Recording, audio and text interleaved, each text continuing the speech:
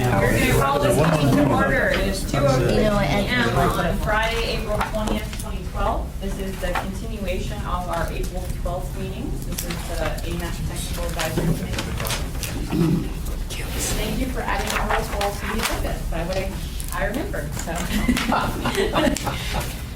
don't lose my mind. All right, Mr. Morton? Here. Mr. Hanson? Here. Mr. Morris? Here. Mr. Reader? Here. Mr. Carr? Here. Ms. Witt? Here. Ms. Morrell is here. Ms. Powell?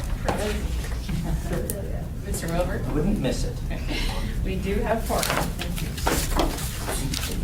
Craig, would you mind doing the public comment now? Okay. All AMATS meetings are public meetings. The public is invited to comment on business and informational items. We will have a presentation by staff or consultants. We'll do that first, then the committee will be given an opportunity to comment, and then the public will be given an opportunity to comment. We'll do that on each business item. So. Thank you very much. Are there any changes or modifications to the agenda? Move to adopt. Second.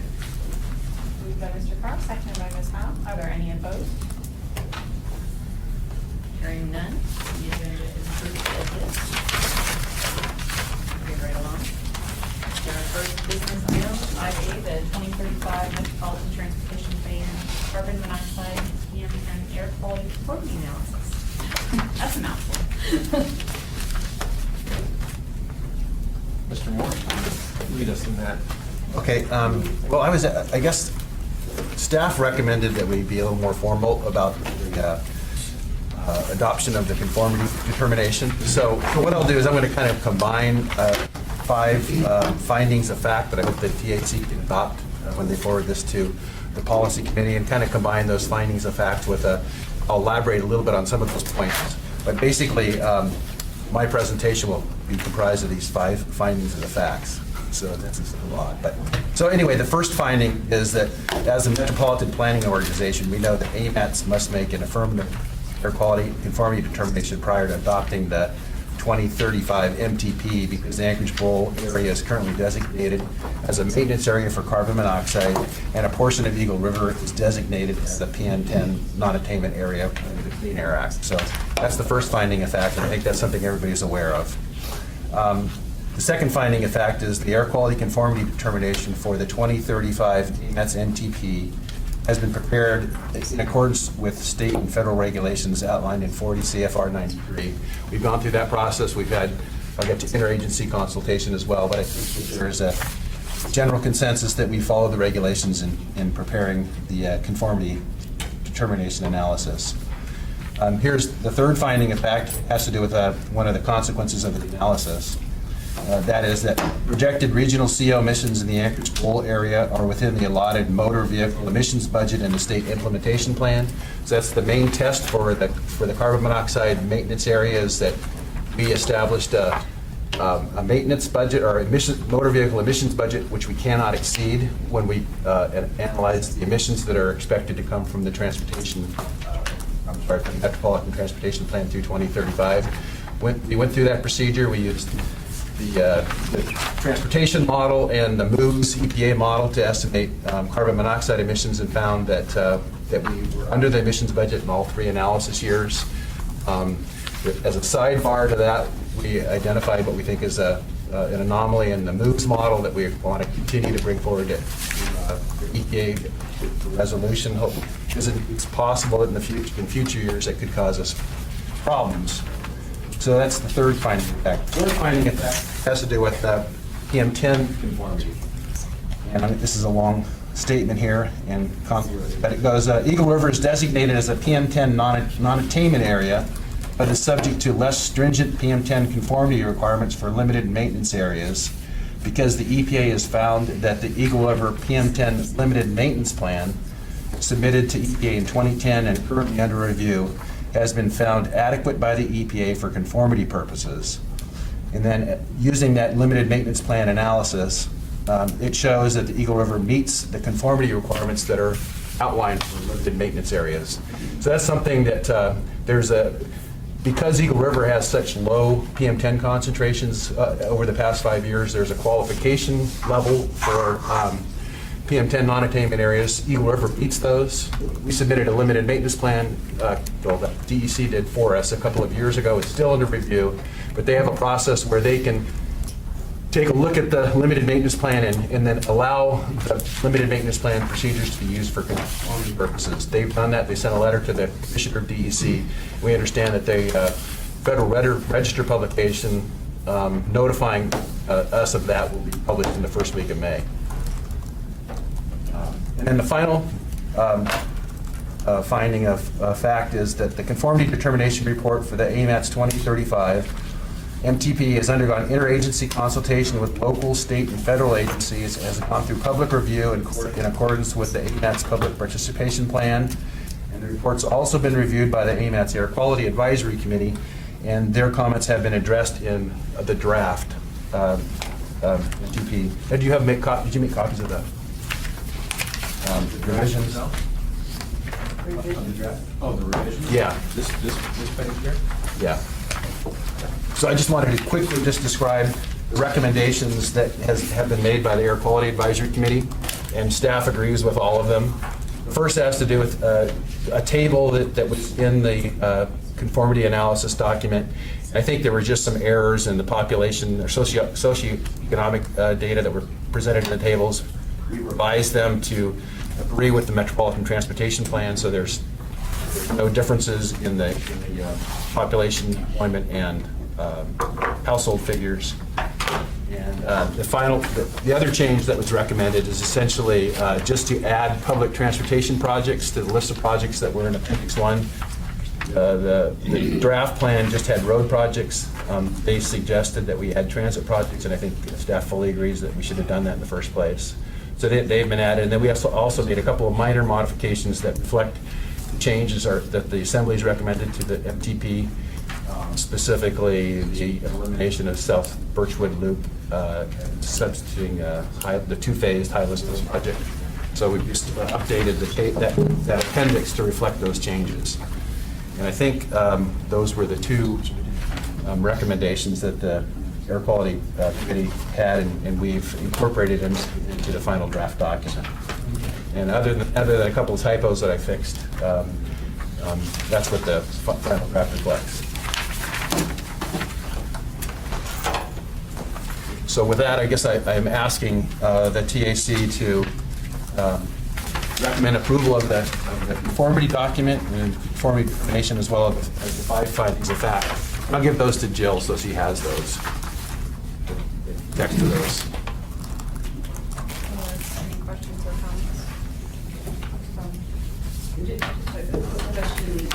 Steve, what will actually be reflected in the appendix for the MPP itself? Will it be just the summary pages? Actually, looks like John is volunteering for you. Yeah, in the previous plan, we didn't have an appendix with the conformity in it. And I think we thought this a little bit. The draft had an appendix, a blank appendix. Our recommendation is not to include Because it was that. like huge. Take that out, and to make reference to Chapter 9, which Steve says he will update based on the new conformity output data. So that's our plan, is to just rely on Chapter 9 to discuss the air quality conformity determination and reference the actual report in that chapter and not put it in. It's 55 pages, so it's not necessary to put that in the appendix.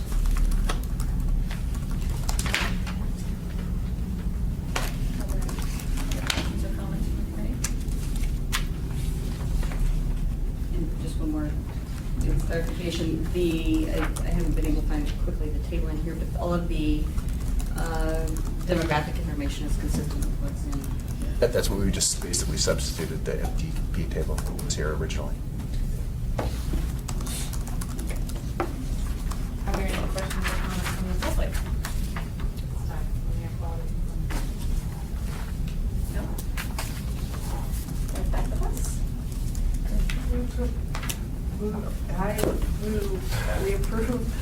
I recommend the policy committee approval of the 2035 Metropolitan Transportation Plan carbon monoxide and air quality conformity analysis.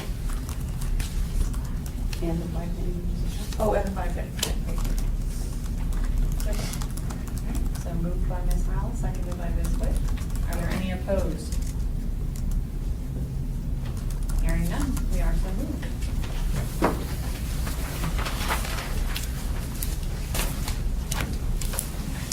right. Thank you, Steve. Moving on to item 5B, big one, smaller name, 2035 Metropolitan Transportation Plan. Mr. Spring? Yes, Madam Chair, I would like to take you through the assembly amendments that were passed a week and a half ago. And I think that's the basis of our meeting here today, is to review those, have the TAC make a recommendation to the policy committee as to whether to adopt it or not as part of the plan. You'll see, though, on our comments, I think hopefully you all downloaded it from the website previously. You'll see that the Project Oversight Committee recommended we adopt all of them. I think there's a few minor changes that we recommended for clarification purposes, but besides that, we're in agreement. If you don't mind, yes. If I may, through the chair, John, if you took to the body, clarify the action of the assembly and how that is different from the action of the policy committee. Their ordinance that actually adopted the MTP as it is, the public review draft with their amendments, correct? And that goes in the comp plan? You sure you want me to do that? Just very quickly, yeah. Okay. This has been kind of a difficulty with the transportation planning process for as long as I've been around. There's two parts of it. One part is the element of the comprehensive plan, which this transportation plan was adopted officially by the Assembly as an element. That doesn't change no matter what we do here or what the AMATS policy committee does. The second part of their work is to recommend to the policy committee changes, but that's incorporated in their amendments and their actual adopted plan. So the difficulty is, if you decide to make some major changes to their recommendations, then in essence you have two separate plans, which becomes awkward. And it's always been very, very awkward situation. But generally we end up being very, very similar, if not exactly the same, in our adoption by the policy committee. And after all, the policy committee has two assembly people on it. So generally there's not much, contradictions between the policy committee and the assembly. So I think in this case, hopefully we can minimize the changes that we recommend to the assembly amendments or make to the policy committee, and try to be as consistent as we can. And unless there's some major technical reason to make a negative recommendation on these amendments, then I would encourage you to not make it. But maybe I'm overstepping my bounds here. So just for clarification, I think it's important to recognize that the Assembly in its role has already adopted the public hearing draft with their changes as part of the comprehensive plan. And so then what we have before us is our public hearing draft with the Assembly's recommended changes that we need to take action on for the policy committee. And so what we are looking at primarily is the Assembly's recommended changes to the LRTP, or the MTPs. Thank you. So with permission, I'll go through, everyone has this matrix. I'll go through them one by one, and I'll give you a little clarification on maybe some of the discussion that took place in the assembly as background, if it helps. First one is table 4.2 on page 4.5. You'll see there's a list of functional classifications there, expressway, freeway, arterial, collector. The chair of the assembly, who's from Chugacki River, was concerned that maybe it didn't address some of the uniqueness of her community, especially the rural parts of the community, and requested that we add under the category of collector with parentheses, rural and urban. And POC recommends approval of that. It turns out that the new OSNHP is going to have optional categories for rural collectors included in it. So it's consistent with the OSNHP, and doesn't seem to have any real effect. Madam Chair, do you want to go through all of them and then vote on them, or do you want to go one by one?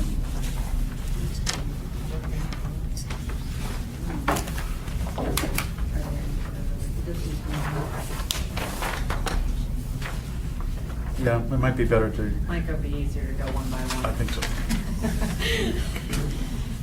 Recommend approval of the First Amendment. Second.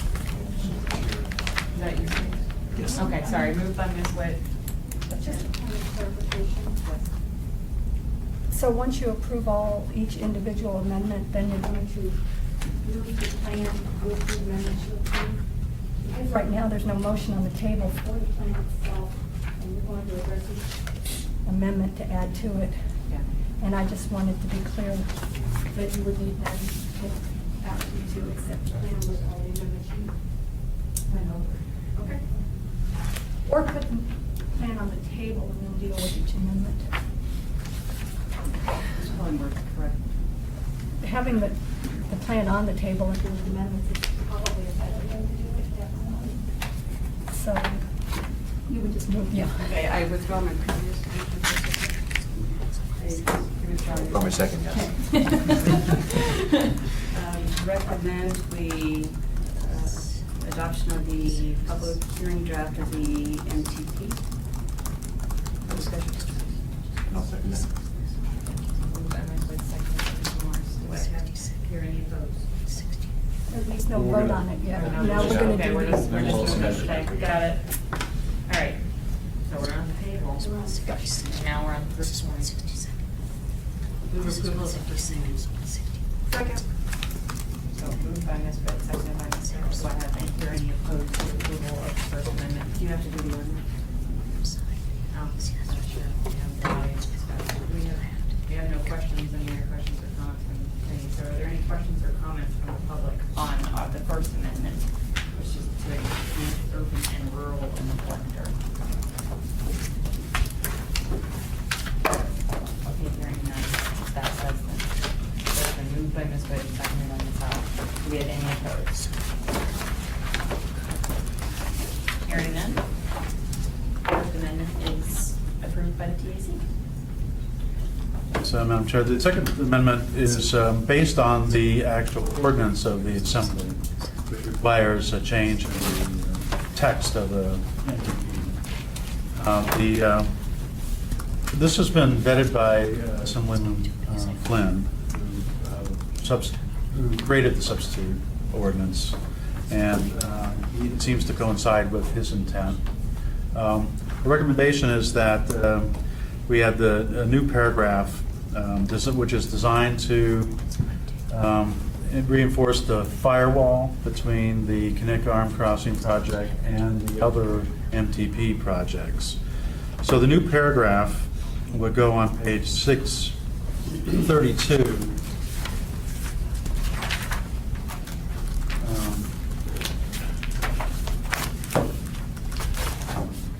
At the very, right after the conclusion section. It's like the introductory paragraph to that. And there's two paragraphs. If you want me to read them, I can. But, the first one, first paragraph says, in the Assembly's ordinance, we actually make a reference to the ordinance itself so that it's clear that the Assembly stated this as a policy.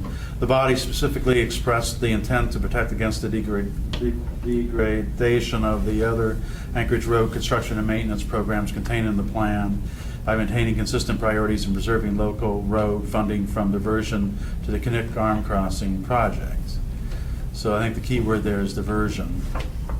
Towards that end, the Anchorage Assembly required that the plan include the following longstanding policy. And the reference to longstanding policy is the previous plan, the 2007 amendment to the LRTP, which added the Connect Arm Crossing and created the original firewall. The second one is actually the part of the ordinance.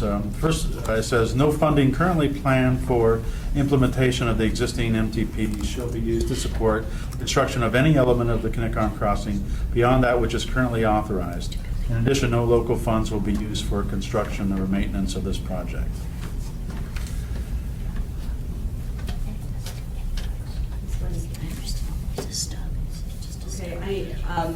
Just for point of clarification, I had seen a notice that went out from the Alaska Center for the Environment, I believe last week, that made reference to the Assembly's action. And for point of clarification, I'd like to read it and ask staff for clarification.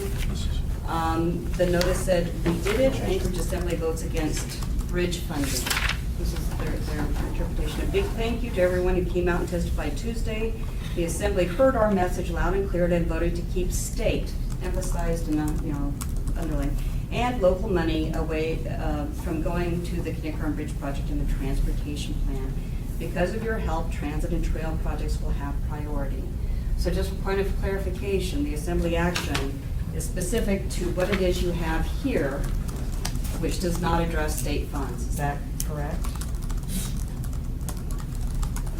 Well, In first terms of all, what it states here, there's no reference in their final paragraph to state funds, correct?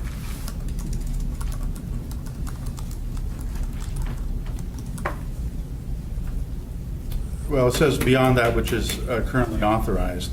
Can I go back and reference something else, though, before I address that? I think it's clear what his intent was to create a firewall and not to divert any money that we expect, that we analyze through our spreadsheet, flow of money that would go there to these projects. And it's important because that's what our financial constraints are based on. This does not contradict what we already have in other parts of the plan, which in on chapter 6 on page 630 and 631, where we specifically mentioned that the bills that were before the state legislature regarding the $150 million availability fund for the startup years to make sure that the availability payments could be made was not to be considered to be part of our AMATS allocation with respect to this plan.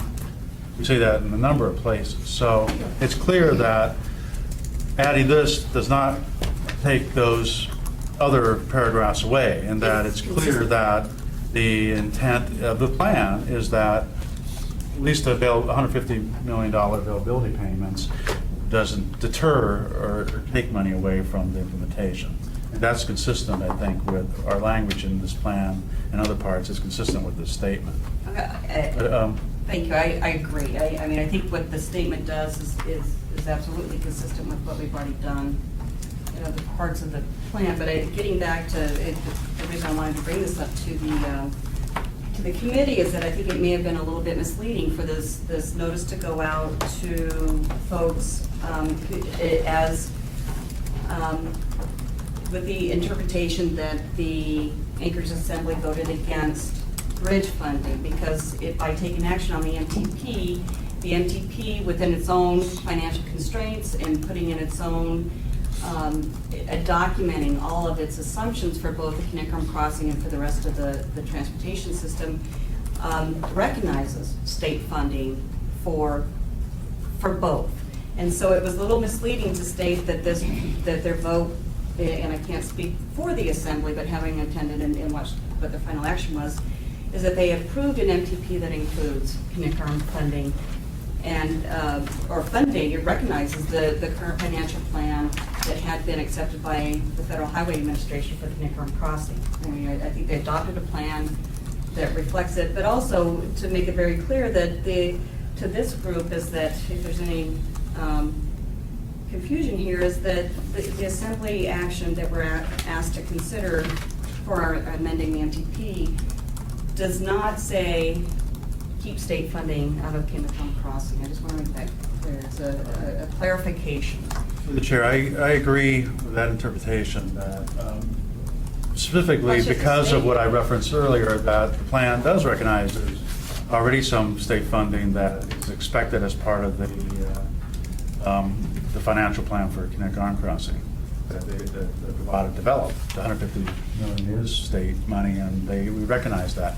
I will lead you to another paragraph in the plan also, though, on page 632, which says, in conclusion, right before the conclusion, as a result, if annual appropriations are required, and that's annual appropriations above the $150 million availability payment, then the MTP's financial plan will have to be reassessed to ensure that the MTP meets the FHWA financial constraint requirements. So that's also consistent with this too. Was our attempt to make a firewall saying, don't breach that. If you start getting the appropriations every year and asking for additional appropriations, then that really puts into question the financial constraint of our plan.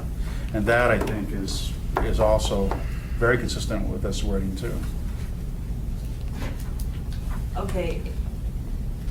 Thank you. Other questions on Mr. Sharp? Yeah, for whoever. Let me see if I understand maybe a different approach. We have a metropolitan transportation plan, that we have projects in our metropolitan transportation plan that we want to do. Some of that funding is state funding. We expect to get money from the state. Separate from that, there's a Kinnick Crossing project in there that's got federal and state money.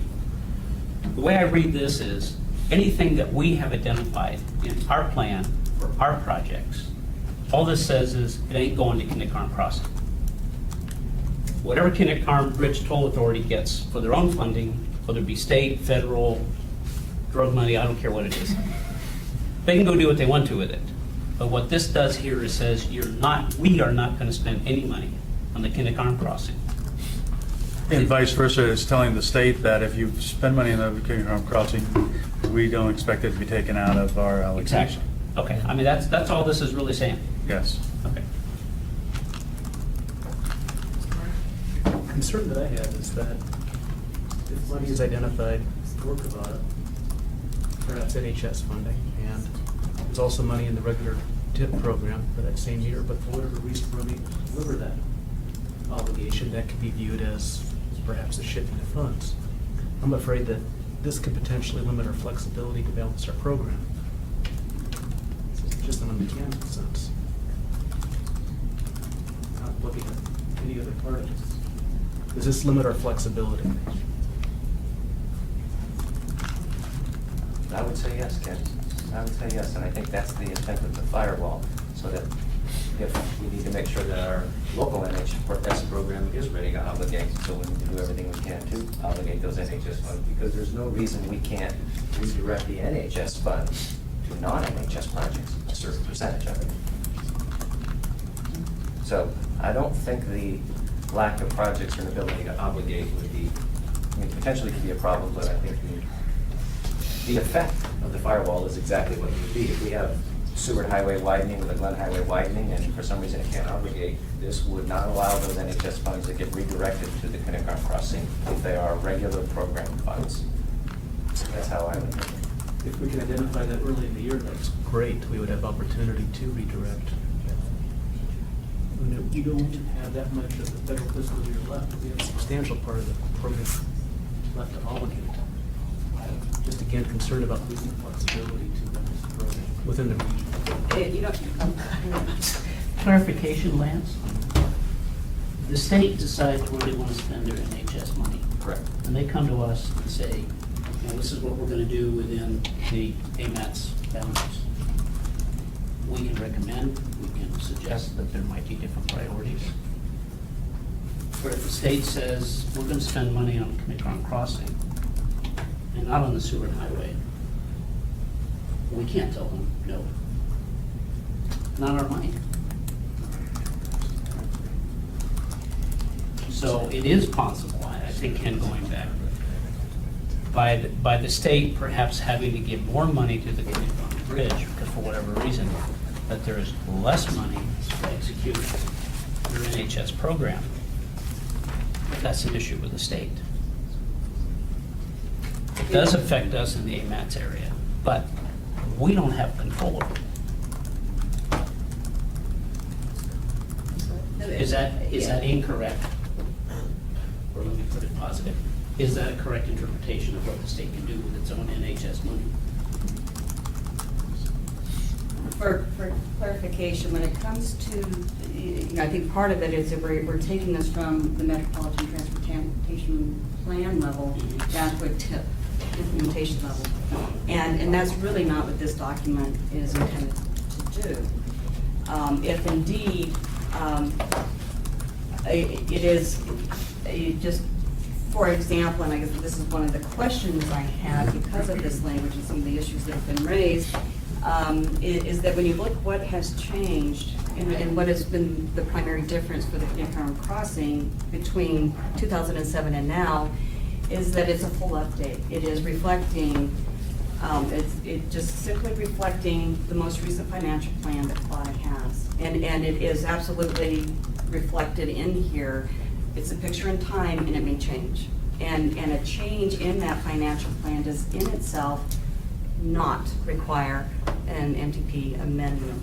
And so, and when you look at one of the biggest changes since 2007, is when it was originally adopted, for those of you who lived through this, it was, the firewall was a big discussion, but one of the biggest changes has been, it's gone from being a totally revenue-backed bond project to recognition that it's going to need some availability payments. So it's a different financial plan.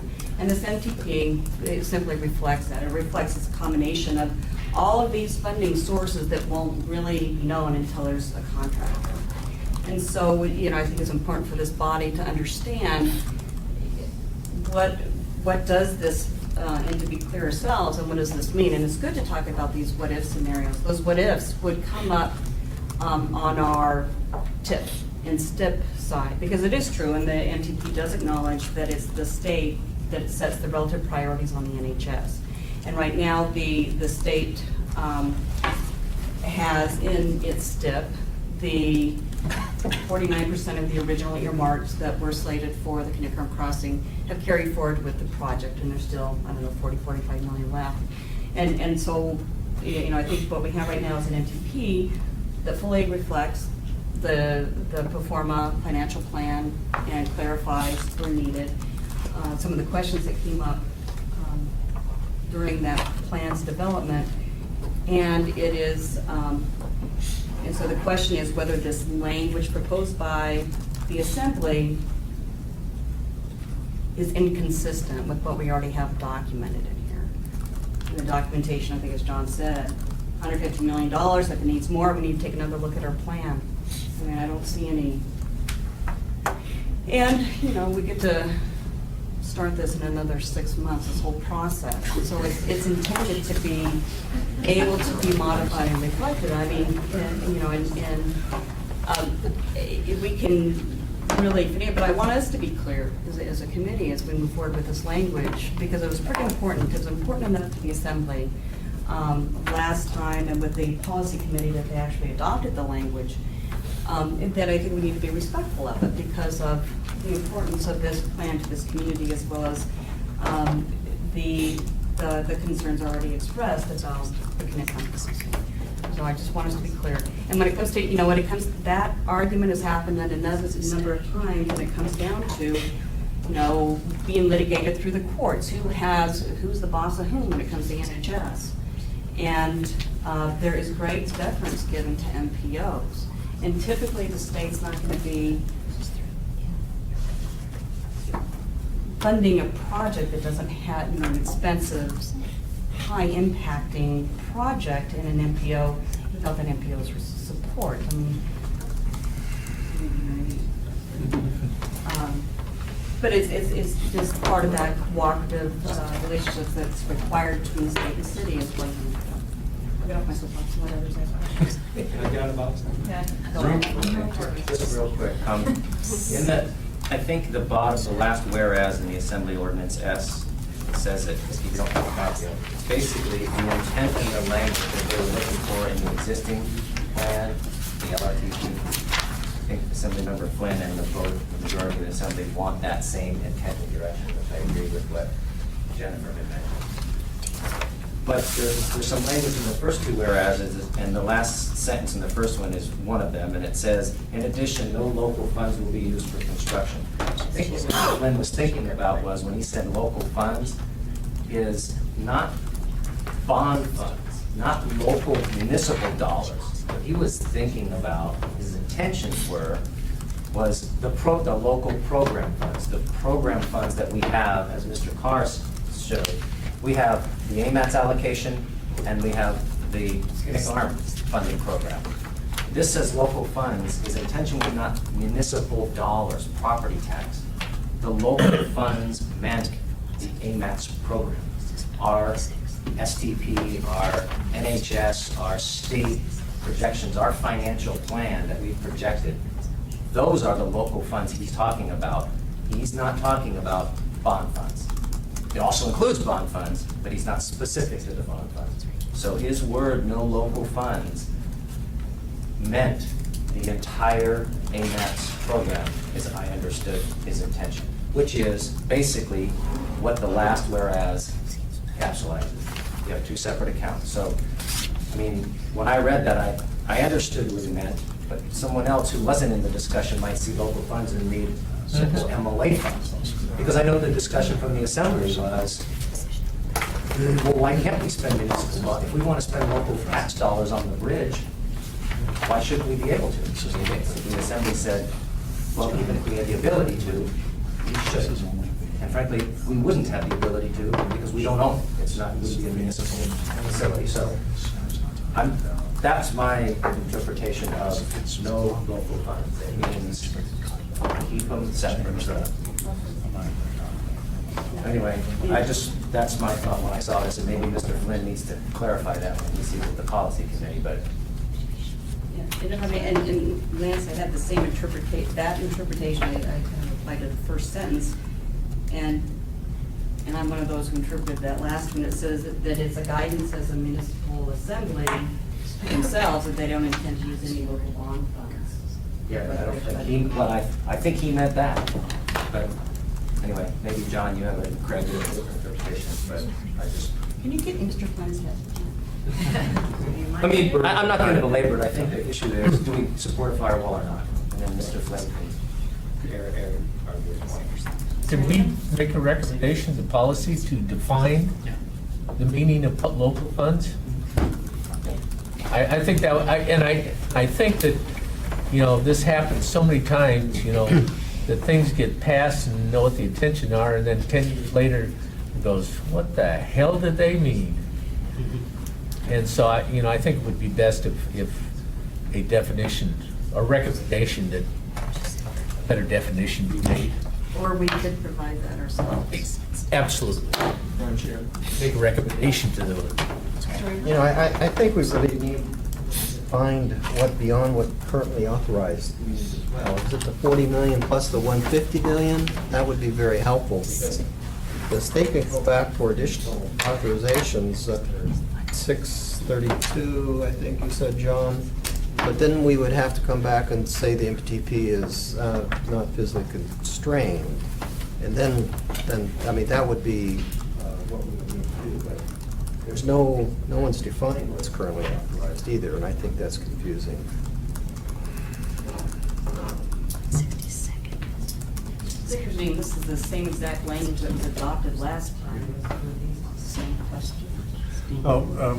Yeah, Madam Chair, I think it's slightly different.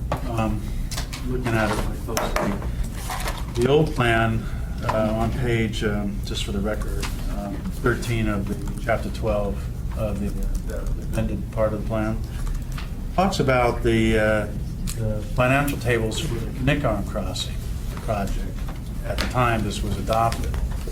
And that included the list of federal and state earmarks and whatever. Didn't include any local funds, because no local funds were part of that financial package. It isn't referring to the revenues calculated for the implementation of the MDP. The original statement was only referring to the Knickarn Crossing. Now he's changed it, I think, substantially, the language in that. I think instead of just referring to the tables of the Knickarn Crossing, he's referring to our financial estimates, our financial projections for the entire plan. Because he doesn't reference any tables here like they did previously, the tables that were related to the Knickarn Crossing financial plan. So I think, going back, sorry, Jeff, I read it a little bit closer, and it doesn't look like it's exactly the same. I think he tried to make it the same. I think he said, Assemblyperson Flynn stated in the Assembly hearing that was his intent, was replicate that, but I don't think it really turned out exactly that way.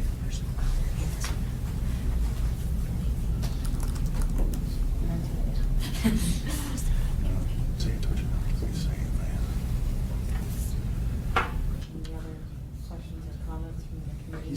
Stop. This time? Have we ever motion? Or we just had a staff presentation? Yes. Also. I move to approve the recommendation by the AMATS Assembly for discussion. Second.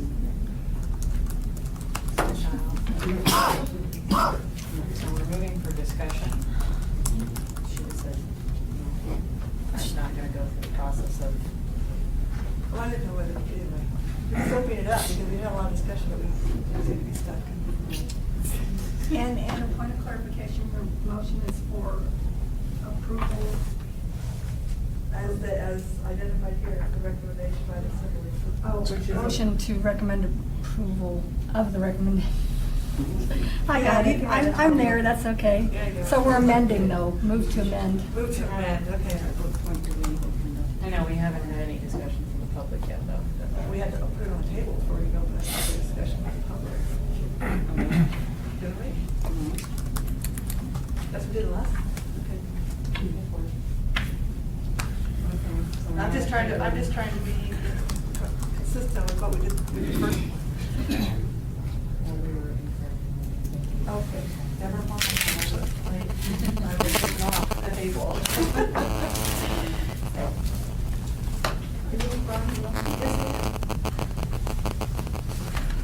I guess.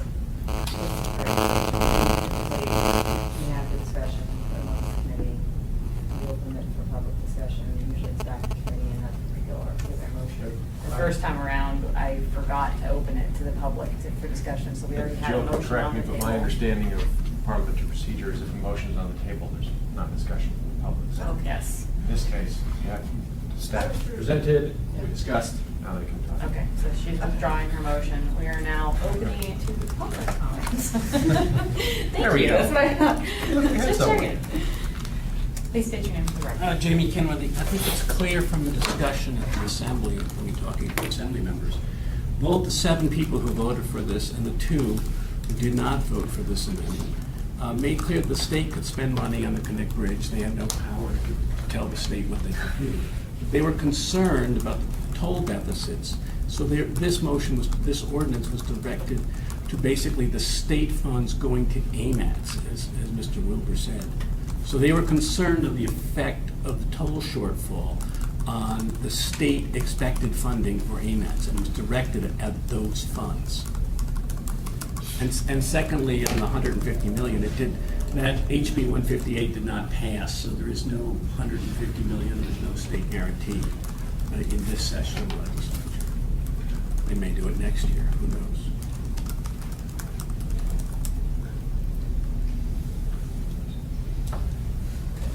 Ginny Doherty, Cavada. First, I'd just like to say I really appreciate the discussion. I think this is really a good discussion, and I think Lance is right. I think it's the program funds that everyone's concerned about. I would recommend that in the final paragraph of the amendment, that where it currently says no funding currently planned for implementation, it just be modified to simply say no AMATS program funds currently planned. Or, I don't know the procedure, maybe you ask the policy committee to make that clarification. And I think that would be perfectly fine. You know, elsewhere in the plan, it's like John said, it's very specific. On 630 and 631, that Kinnicon Crossing plan does not jeopardize federal program funds or state general funds directed by the legislature for projects in that. And that's, I'm really pleased with being able to work with the plan organizing committee to work out this language and give everyone a better understanding of how the Kinnicon Crossing financing is intended that being said, I hear Ken Morton's concern in that the state has the priority over state NHS funds, and that's not clear in that final sentence as the Assembly has presented it. And frankly, you know, with that in there, I'm sure that we will be confronted time and time again with having broken our promises to, you know, or not being in compliance with the plan. So I would just encourage that through this process, that this particular paragraph be a little more specific and more aligned with the intent of the Assembly.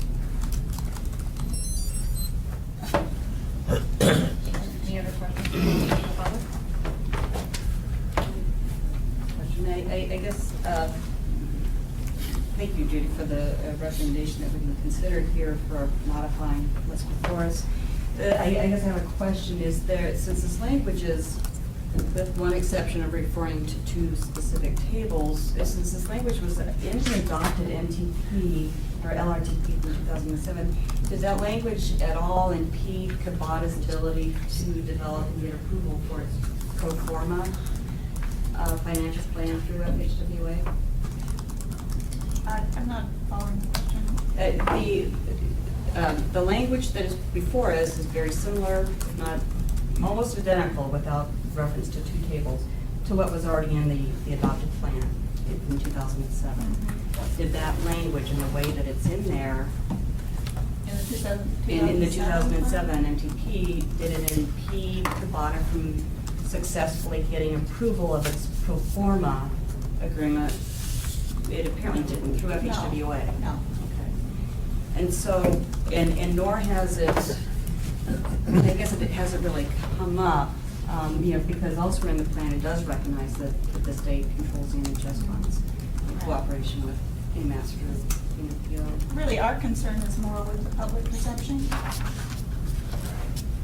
Really, The public perception of what that means, you know, like the announcement from the Glasgow Center for the Environment that, you know, the firewall's back in place and no state money will go to the bridge. I mean, that's how that's perceived. That's how the ordinance is perceived. Yeah, I haven't been able to track it all the way back to how it really happened, because when I read that announcement, it's incorrect. I agree. I agree. But that's how the Assembly's action was perceived. So that's our concern.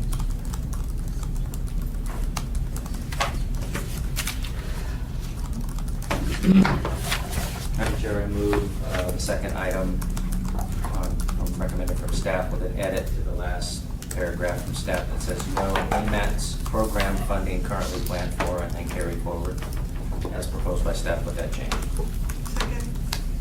Moved by Mr. Ruler, second by Ms. Howe. Are there any opposed? Well, I have a question. AMATS program funds, is that the only money AMATS has control over? Is it's $20 to $24 million a year? Is that what you mean? No, I want to incorporate it all. My intentions are programmed or no AMATS programmed or planned funds.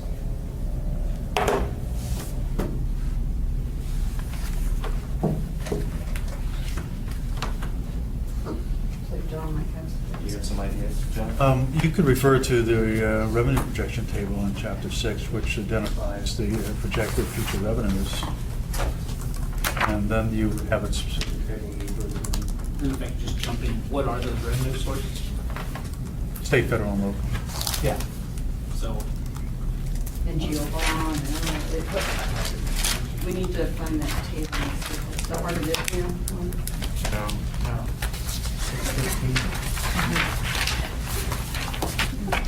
6-21.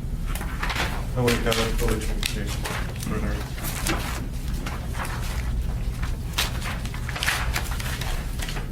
Where's the part? 613, 6-13. And 614. Two tables, that's the table. Table 6-5 and 6-6.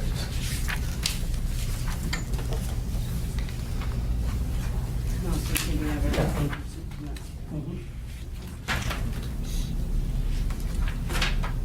But it includes our estimation of how much state funding we're going to get.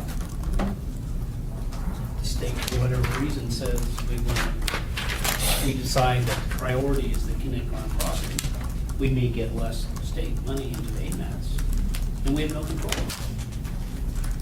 So just, people need to be aware that we can't tell the state what to do. And I think the NCP acknowledges that we did the best we could, that we had to work with.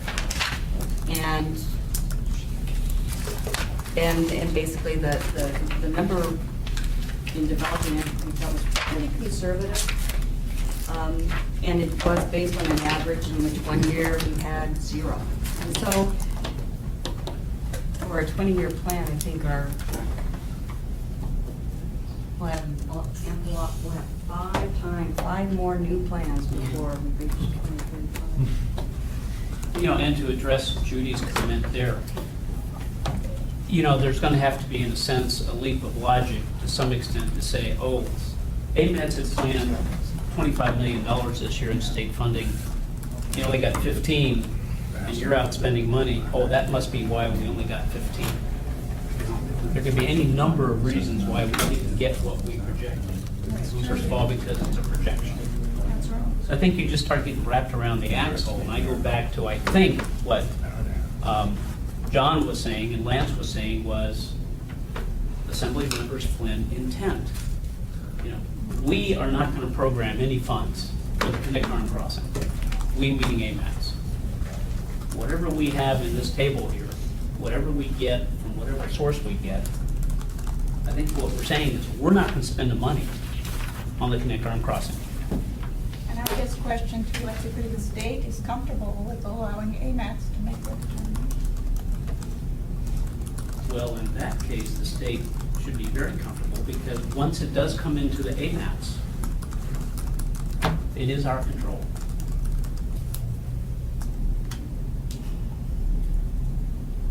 So, With the exception of the NHS.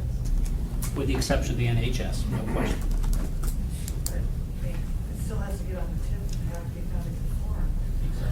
So then, if it's in the municipality and they're calling for area, they have, so Right. AMATS still Grant. has those areas controlled or I'm not challenging that in any way.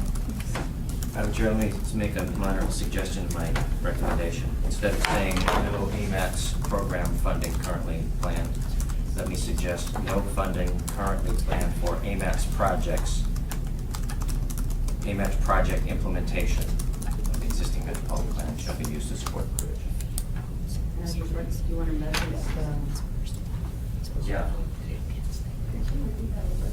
Yes.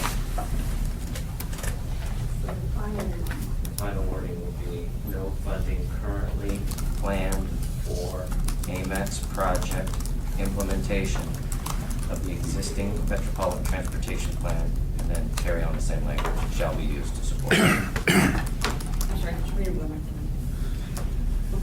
The new language would read in the last paragraph, no funding currently planned for AMATS project implementation of the existing metropolitan transportation plan shall be used in that one. And then reference table, what table is it, Bart, please? Table 6-5 and 6-6. Wherever that reference would be.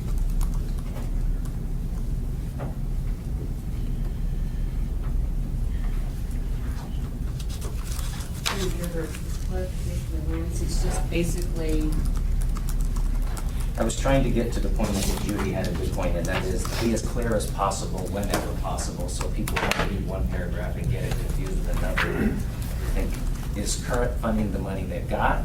Or my point is I'm trying to make it clear that program funds or the funds currently planned for implementation of the AMATS projects, they will not be used for the Kinnicon Bridge. That is the intention of the direction of the plan. Whether it's a state decision later or a TIP or a STIP decision, that's mute. What we're trying to get is the intentions of the NPO's long-range transportation plan. appreciate the clarity. Concern, is there exposure from some type of legal challenge if state allocations come in differently than what we're saying? We're creating the potential for an inconsistency. We don't have to, we express the intent. Are we doing more than that? I'm trying not to, Ken. I'm trying to just meet the intent that, that is the MPO's policy and their intention that there should be no redirection of funds to the bridge that might otherwise be planned for the rest of the network. And I think that is the intention that, like I said, and I understand for the purpose of the firewall and, as we said, the program. So I think there's going to be a lot of healthy discussion about in the future as well. So anyway, I think we brought the hair off this dog. We either need to let it go or we'll go to the next one. So it was moved by you, seconded. Just clarify that's a. I don't think that Mr. Weaver's concern has been addressed regarding the term authorized funds. Well, I mean, it has to some degree. You clarified it to the point I was not aware that failed. So it looks like there's, what, 40 some odd million left of what's been currently authorized. But So- is this an authorizing document?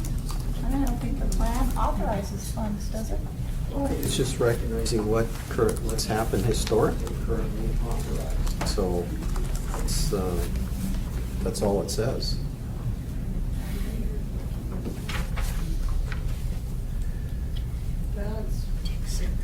Beyond that, Lance? Would you keep that language in there as stated there, beyond that which is currently authorized, because it does? Yes. Yeah. I mean, I would keep the rest of it the same. That would be my motion. So your interpretation of what it means to be that which is currently authorized? I think that's what.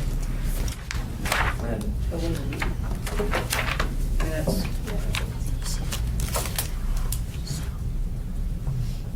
I think what it means is if they have money already authorized, they shouldn't get any more. I think that's what, but I think that Mr. Flynn. Yeah, anyway. I call the question. Well, We're gonna change it anyway.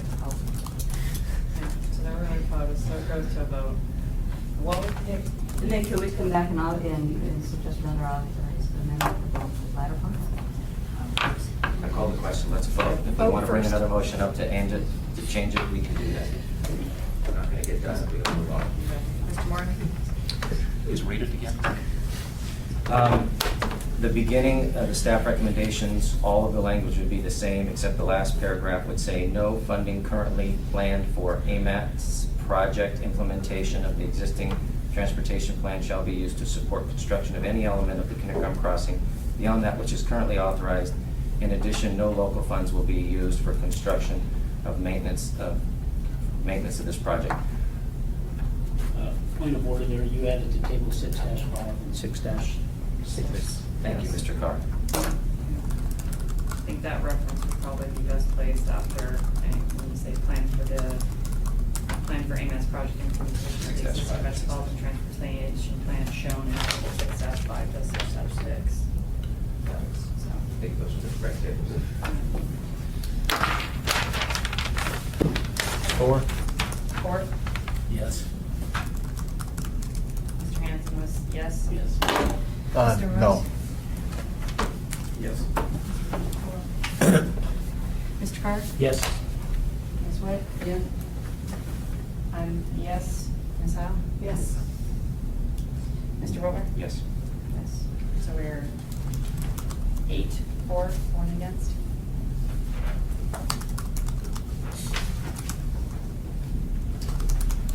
Alright. Now we've got another point. Just for discussion, I move to amend the last paragraph to remove the words beyond that which is currently authorized. Second. Discussion? My discussion is that I think we clarified it pretty well by saying no funding currently planned for AMATS project implementation, the existing MPP shown in tables or that shall be used to support. Because I think that word authorized, as Mr. Rico brought up, it's confusing. It means different things depending on what kind of funding you're typically using. Authorized is the legislative authority, is it? I don't know. So if I'm that confused, I might. I support the motion because I think you can further get wrapped in the weeds when you say currently authorized. Yeah. As of 2012, 2013. 2020, you know. So I think it's not necessary. Any other discussion? Moved by Ms. Witt, seconded by Ms. Allen. Are there any opposed to removing that language? I do. I'm not quite sure, Mr. Flynn. I don't disagree with Ms. Witt's point or Mr. Carr's, but I think I'm just going to oppose. Let's move on. Go to a vote? All right. Any other? Oppose. Okay, 4. 4. Ms. Witt? Yes. Mr. Carr? Yes. Yes. Yes. Yes. Yes. That was Thank once you. again. Thank That was you. once again. Roll. 8-4, 1 against. So, that moves. We call it the city. All right. Good discussion, guys. Yes. It's tough. Last remember, Pat can always put it back in. All right,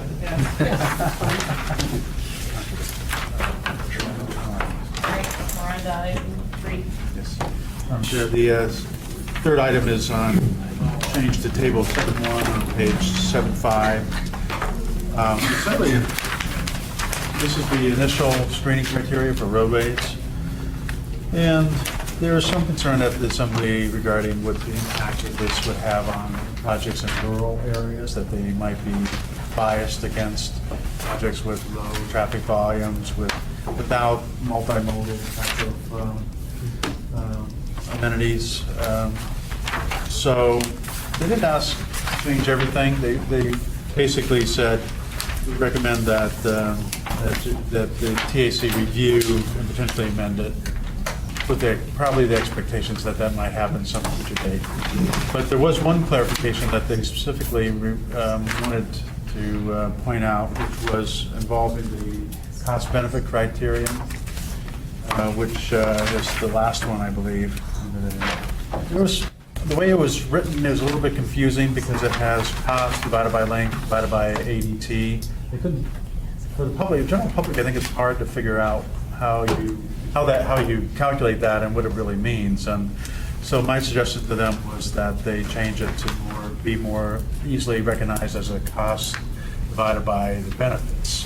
So the cost then would be, the formula there would be changed as cost divided by length times ADT. So you have the cost, and the benefit is length times ADT. So you can see it clearly. The formula's the same, about the same, but see, there's a math there. You can see that. It does come out the same, but it's just not clear exactly how that, for the lay public to really figure out how it works.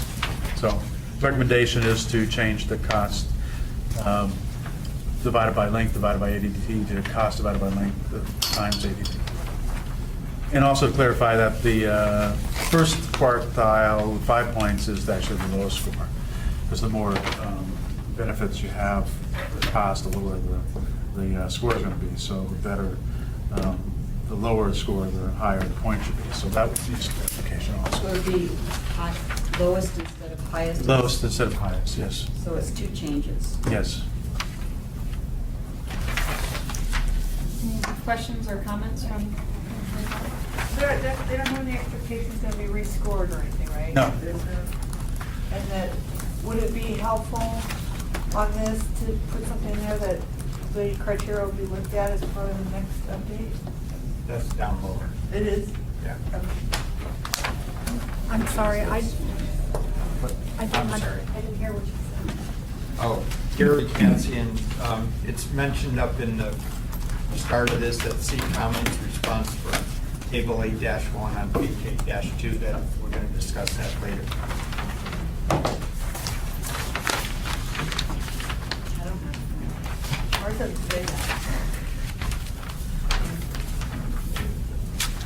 I think there's two versions, so it's okay. Gary's correct. We'll discuss that change, that recommendation, to review it at a later date.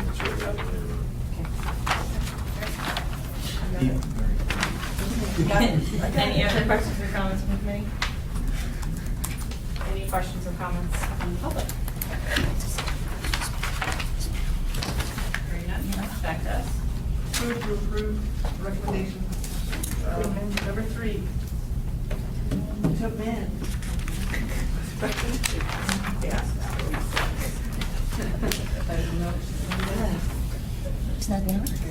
Second. Do I hear any opposed? Question? But what are we approving that we don't put the recommendation in? What are we doing? And rather than saying cost divided by length divided by 80.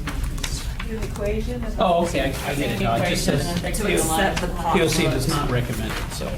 So we're voting to accept the plot charts using. Okay. Yes. Thank you. I withdraw my question. Okay. So, moved and seconded. Are there any opposed?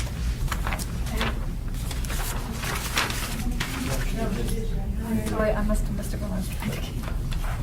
There's for this one. Okay. Hearing none, we are so moved. So, Madam Chair, the amendment number 4 involves a change in project, addition to a project, but you'll find later that it's balanced by a deletion of a project, so the financial plan is intact, and actually, it turns out we end up with a little extra money surplus. So, this amendment, the recommendation is to add a new project, 140, the short-term list. This project name is Highland Road Improvement, and this, previously Highland Road was one project, which was in Lusserton, and it was from mile 1 to the end of the road. Now, in the Chugach River plan, existing plan, which has been adopted, 4 years old now, actually divided it into 2 projects, a short range and a long range. But we didn't follow up on that in this plan. Probably we should have originally. But, so the short range project, which was recommended in the existing plan, is from milepost 2.2 to 3.4. And that's a more heavily traveled part of the road. The estimated cost is $6.8 million, and it's basically just a rehab project. It doesn't expand the capacity. It adds shoulders, so it doesn't affect air quality whatsoever. So that's pretty straightforward, I think. Yeah, just for a point of clarification, John, in the description, it says the purpose is capacity and safety, and Highland is such a low-lying road. Is that maybe an error to include the word capacity? I would recommend changing that.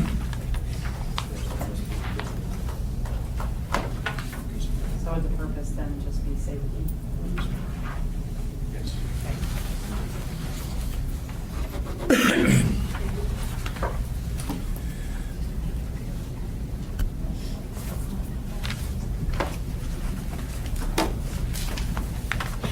Any other questions or comments? It's a good idea. I think it's a good idea, but I would do that lower section doesn't. Any questions or comments from the public? Yes, we'd like to make a couple comments about the table with regards to our own area.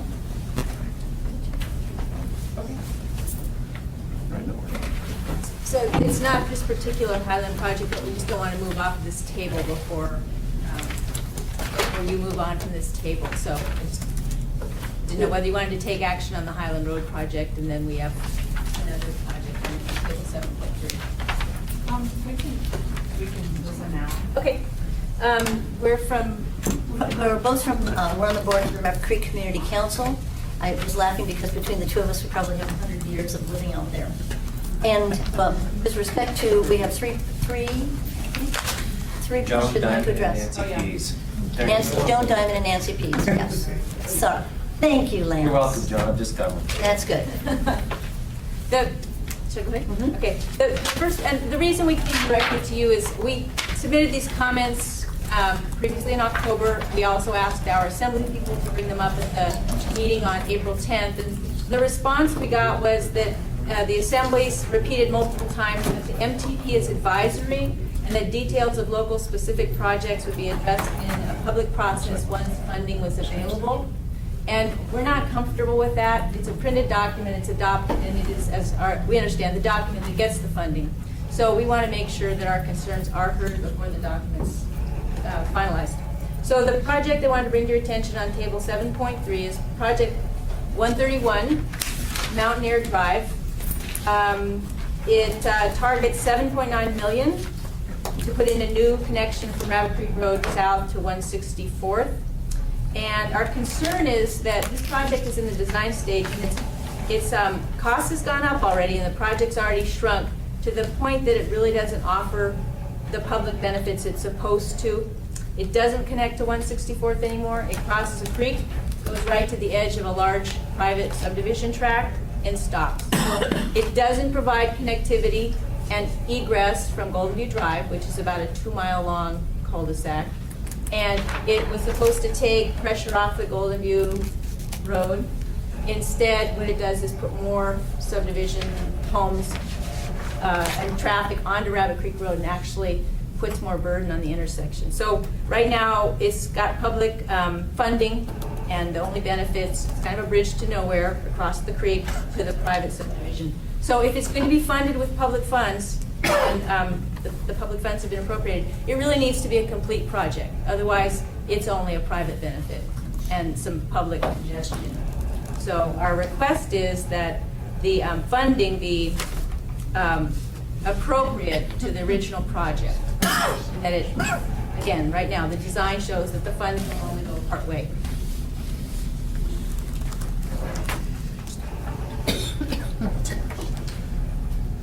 And I know, among others, Mr. Wilbur's very familiar with this project. He did a sub-area transportation study on it, so if he has any input, that would be great. That's a question of the community council, is fund this project so that it provides community benefits. It's public funding, so. You have a question? For coming today. Well, we have more. Okay. I'm going to give you all of, there's two more. I'm not clear on what the recommendation, I mean, this is, we're showing it in the short term, but the recognition basically is that ultimately the entire project would be constructed and that it would not be just a stub to private development. And what specifically would you ask to be changed on this project line?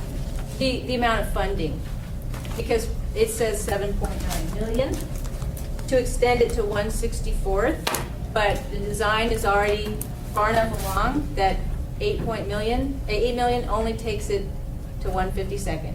It only takes it partway there.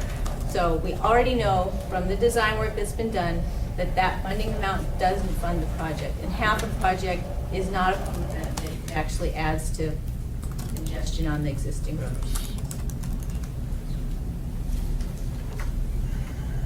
So it's the amount of money. If it's going to be a publicly funded project, it needs to be funded so that it provides public benefits. It needs to be funded completely.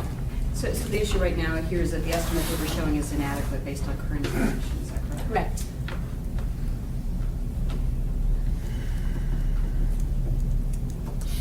Madam Chair, if I just might add, and Nancy, the number that we had in here at 8 million, 7.9 for that terminus is based on the cost and estimate when we developed the plan for this project and all of the projects in 2010.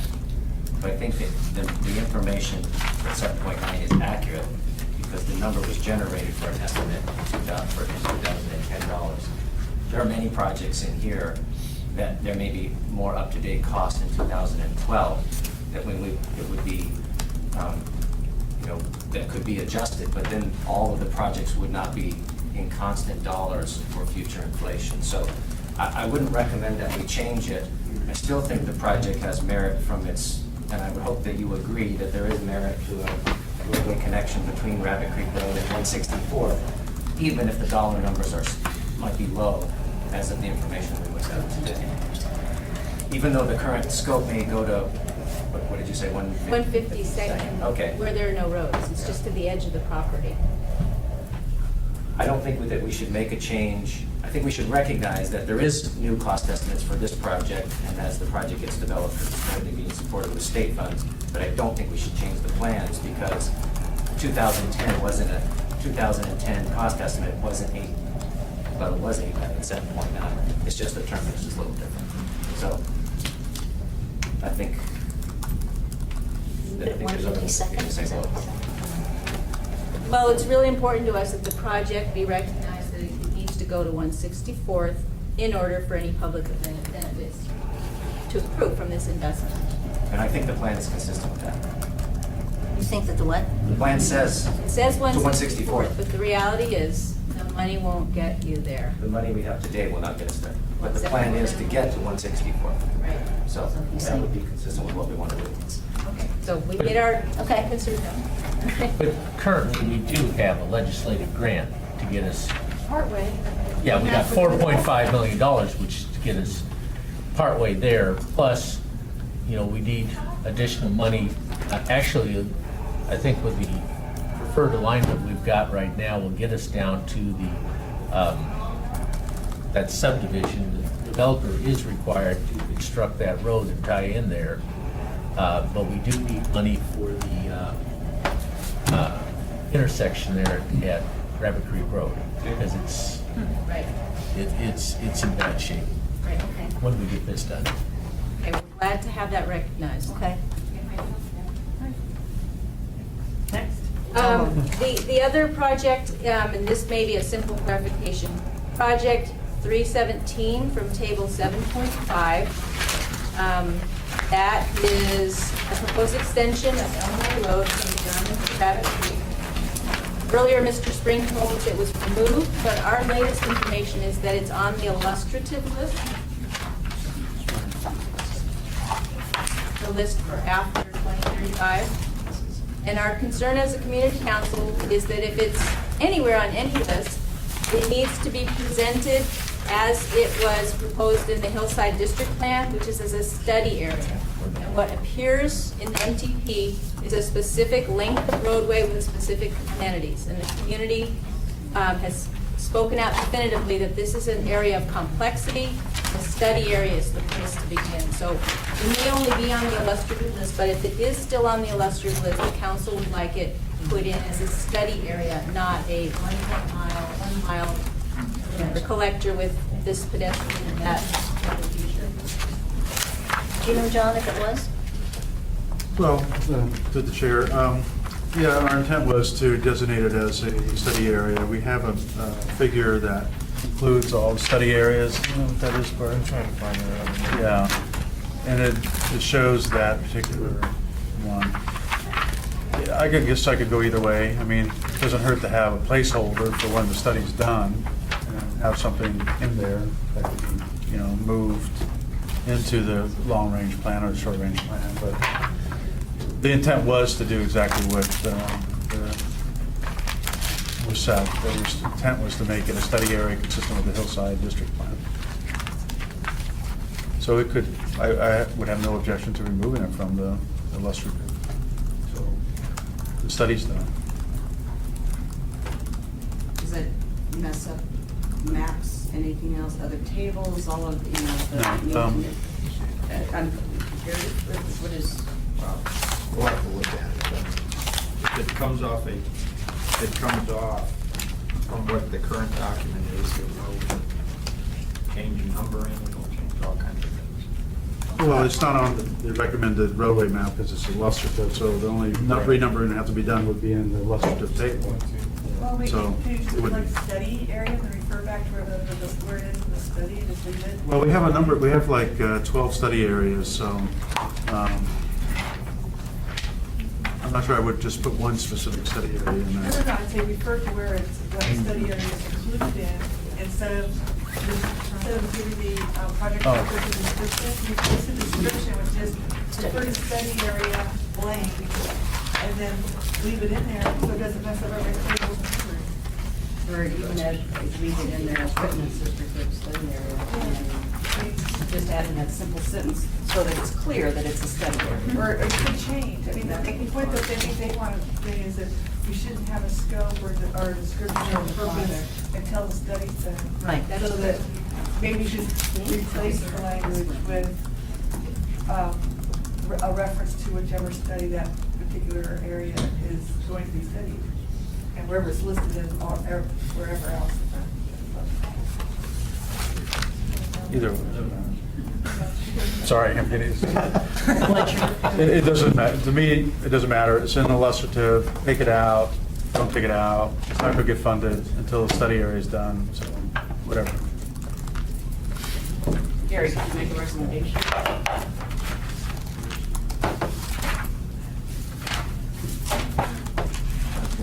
Just call it a study area. It, to the. You come back to that one. All right. If you'd like to go on to your next. Yes, and the final project is from table 7.5 illustrative. Project 311, and this is the Seward Highway from Rabbit Creek Road to Potter Way Station.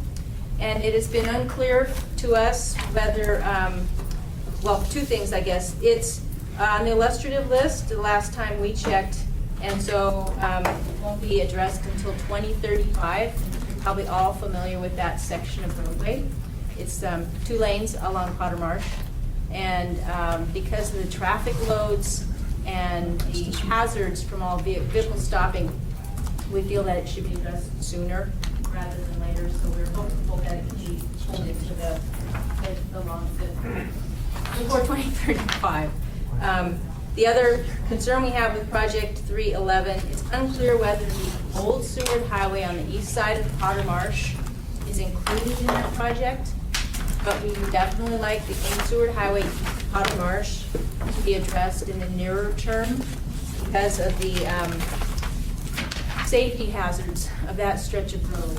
And if you haven't driven it, it's a delightful time this time of year with all the frost heaves and sometimes flooding across the road from snow melt. It's basically a road that was built, I don't know, 1950. And if you haven't, just quickly, it's got drop-offs on the sides that go down about 30 or 40 feet in places. They used to send junk cars off them. The white lines for the shoulders are sometimes in the weeds because there's not enough pavement. And walkers and pedestrians are in the traffic lanes. And as the hillside above develops, and we have 160, 200-acre tracts that are being platted and brought online, there will be more traffic on that road. So we like the community council requests that that particular project, Old Seward Highway east of the marsh, be put into the near or midterm FTP list before 2030. I would have a suggestion here. This is a national highway system route, and I would suggest that we take another look at that as part of the next NTP update, in that, because right now it's not funded, and it's, we have to do this, like you guys said, we have to start this process again in about another 6 months. And so I think that it would be appropriate to look at it again. Right now, it fell off because of the other priorities on the wind adjust. But I think to pull it in to the short term isn't, but I think we do need to take another look at it. The Old Seward Highway as well, being a state route, it's not in here specifically. But I think those are things we need to look at again. Yeah, Madam Chair. Just to clarify a statement, I think there's some confusion about project 311. Project 311 does not include the Old Seward Highway. It's simply the Seward Highway. The Old Seward Highway is not listed in this plan at all. The reason it's not listed is similar to other collectors in Anchorage. particularly those collectors that are in the art zone, which we spend a lot of money on bond funding for collectors and to upgrade collectors. They aren't included in the plan. This is very similar to other collectors in the Anchorage service area that aren't in it. So it's a very minor collector. It should be funded probably through local bonds, but of course there's no ability to do that outside of arts.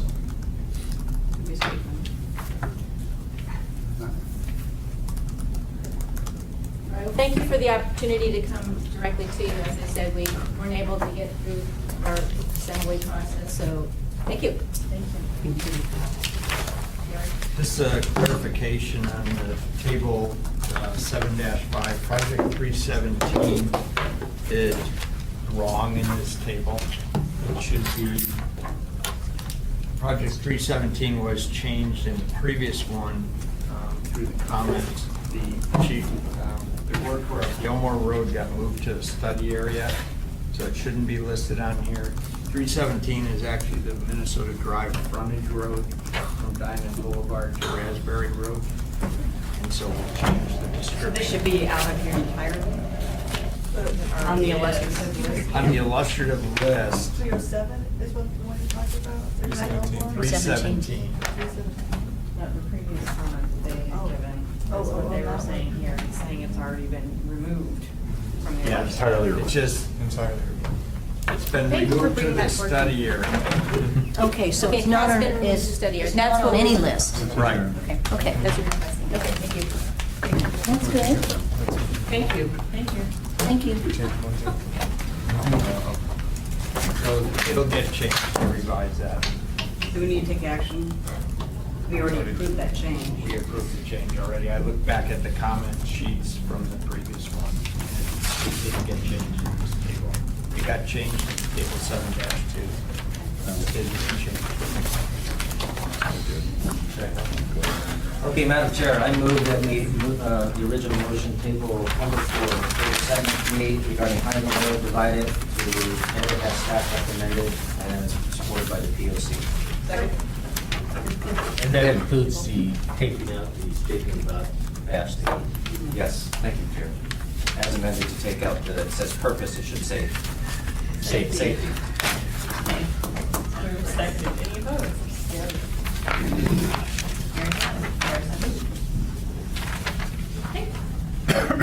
It was in the file and this way. We were going, we were scared. Yes. All right. Can I remind everybody, we've got 27 minutes. We're advertised only. I have faith in the chair. It'll be, Madam Chair, we'll get through this quick. Okay, good. The next, Going on. the next amendment is similar to the last one in that it adds the second phase of Highland Road to the long-term list of projects from mile 1.0 to 2.2, and then skips over that first phase and goes from mile post 3.4 to 8.3 with a cost of $24.9 million. I would recommend, to be consistent with the previous, that we strike capacity under that description also, since it's a safety project. Approval. Second. With the change to eliminate capacity? Yes. Yes, for public comment. No, we have not. I know. I know, are there any, well, he didn't even finish reading it. Is there any question or comment from the public? Hearing none, then. Second. Moved by Mr. Reader, second by Mr. Farrar, any opposed? Hearing none, we're so moved. Chair, the next amendment is just a housekeeping thing to try to resort the project list. And putting the Highland Road, deleting the Highland Road improvement project from the illustrative, since it's now long and short term, and replacing it with the South Birchwood Loop improvement project, which we deleted from the long term. Any questions from the committee? Any questions from the public? That does. So moved. Second. Moved by Mr. Henson, second by Mr. Farrar, any opposed? Hearing none, we are so moved. Next amendment, Madam Chair, is the simple addition of some language under funding sources on page, table 7-5 on page 738. Originally, we didn't have any funding source for Kinnick Arm Fair since it wasn't part of the AMATS allocation. Clarification by the Assembly requested that you add the wording, assumes Mananuska borough funding, which is what our understanding is where the source of the money will be coming from. Any questions or comments? John, is this to do with the ferry landing or the ferry operations and maintenance?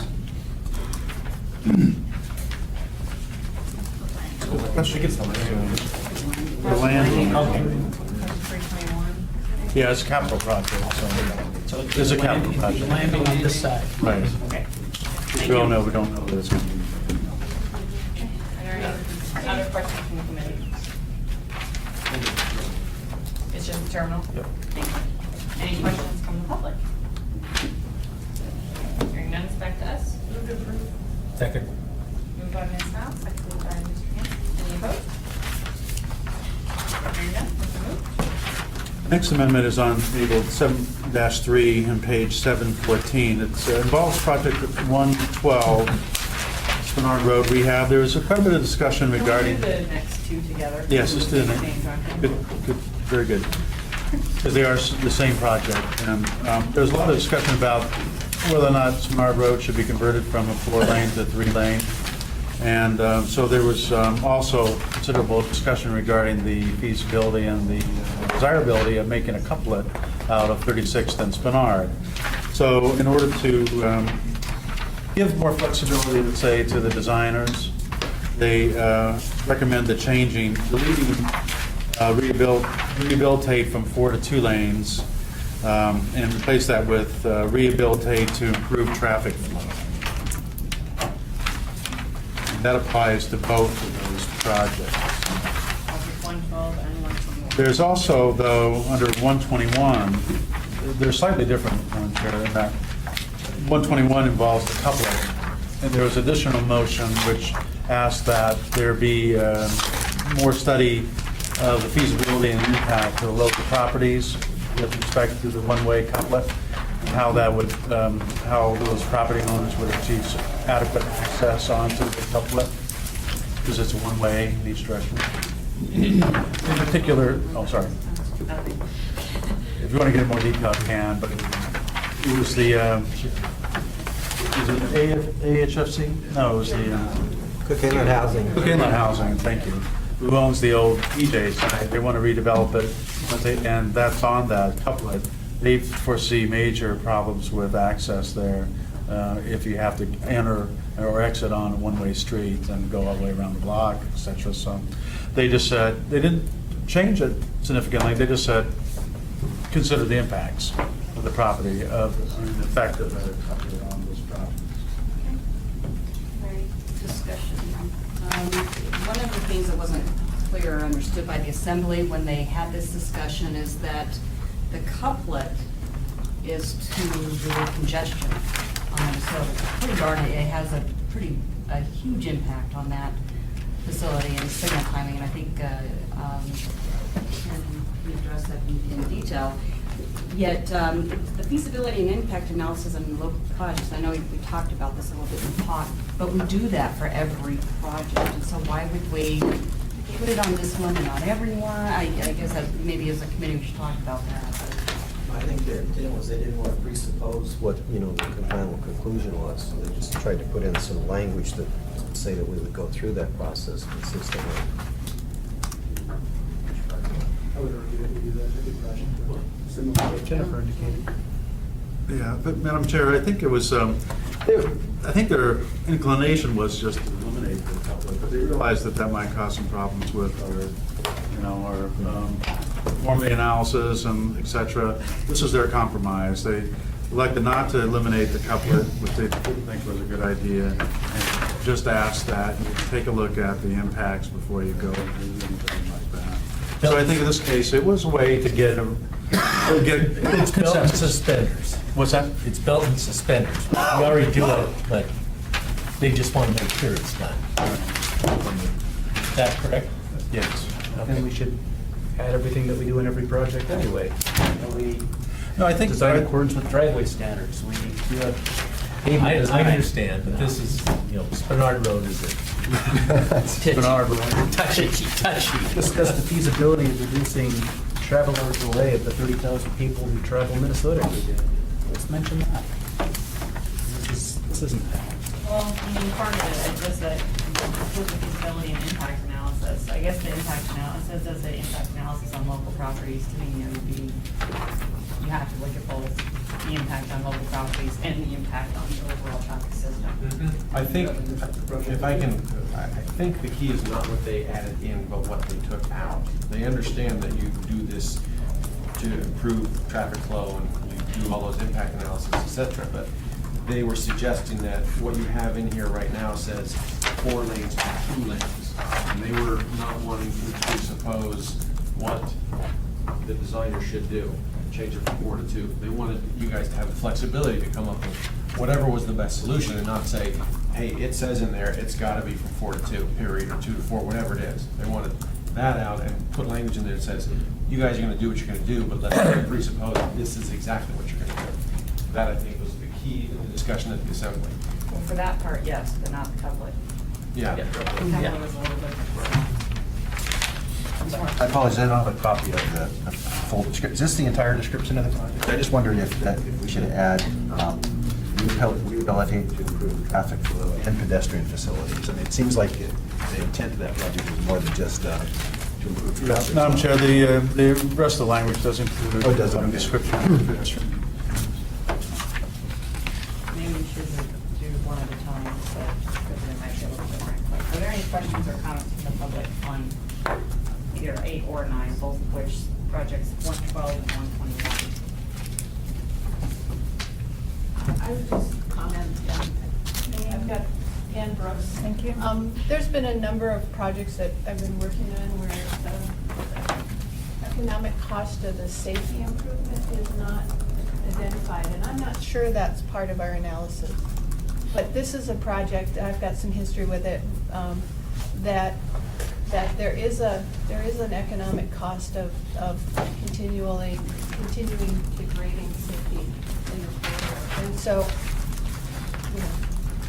I don't want to muddy things up, but I just wanted to mention that we do look at economic feasibility when we do our environmental documentation, but I think some of what the ask was to look at the business impacts in maybe a different way than we typically do. But I think it might behoove us on some of these projects where safety is a real driver to look at economic impacts as well. I'm not sure it's important to change that in the tables, but I think just in general, we need to think about the economic impact.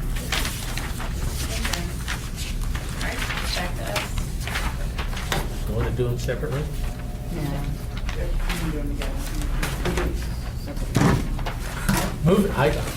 Move to approve both of them. As recommended. I'll second that. Can we reference the table? What is it? Project numbers? 8 and 9. 112 and 121. Moved by Mr. Manson, seconded by Wilbur.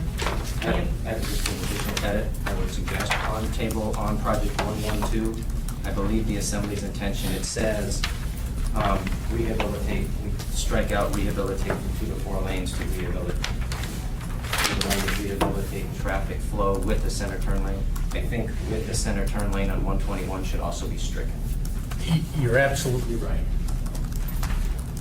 I know. As the Ford, I'm sorry. You're going to accept that. I'm going to accept that. All right. What else? Thank you, Jerry. You're absolutely right. You're not just removing rehabilitation from 4 to 2 lanes. No, just take out with the center turn lane. With the center turn lane as Yes. well. Because all of a sudden, that's a 5-lane. Yeah. Yes, it would be. Yes.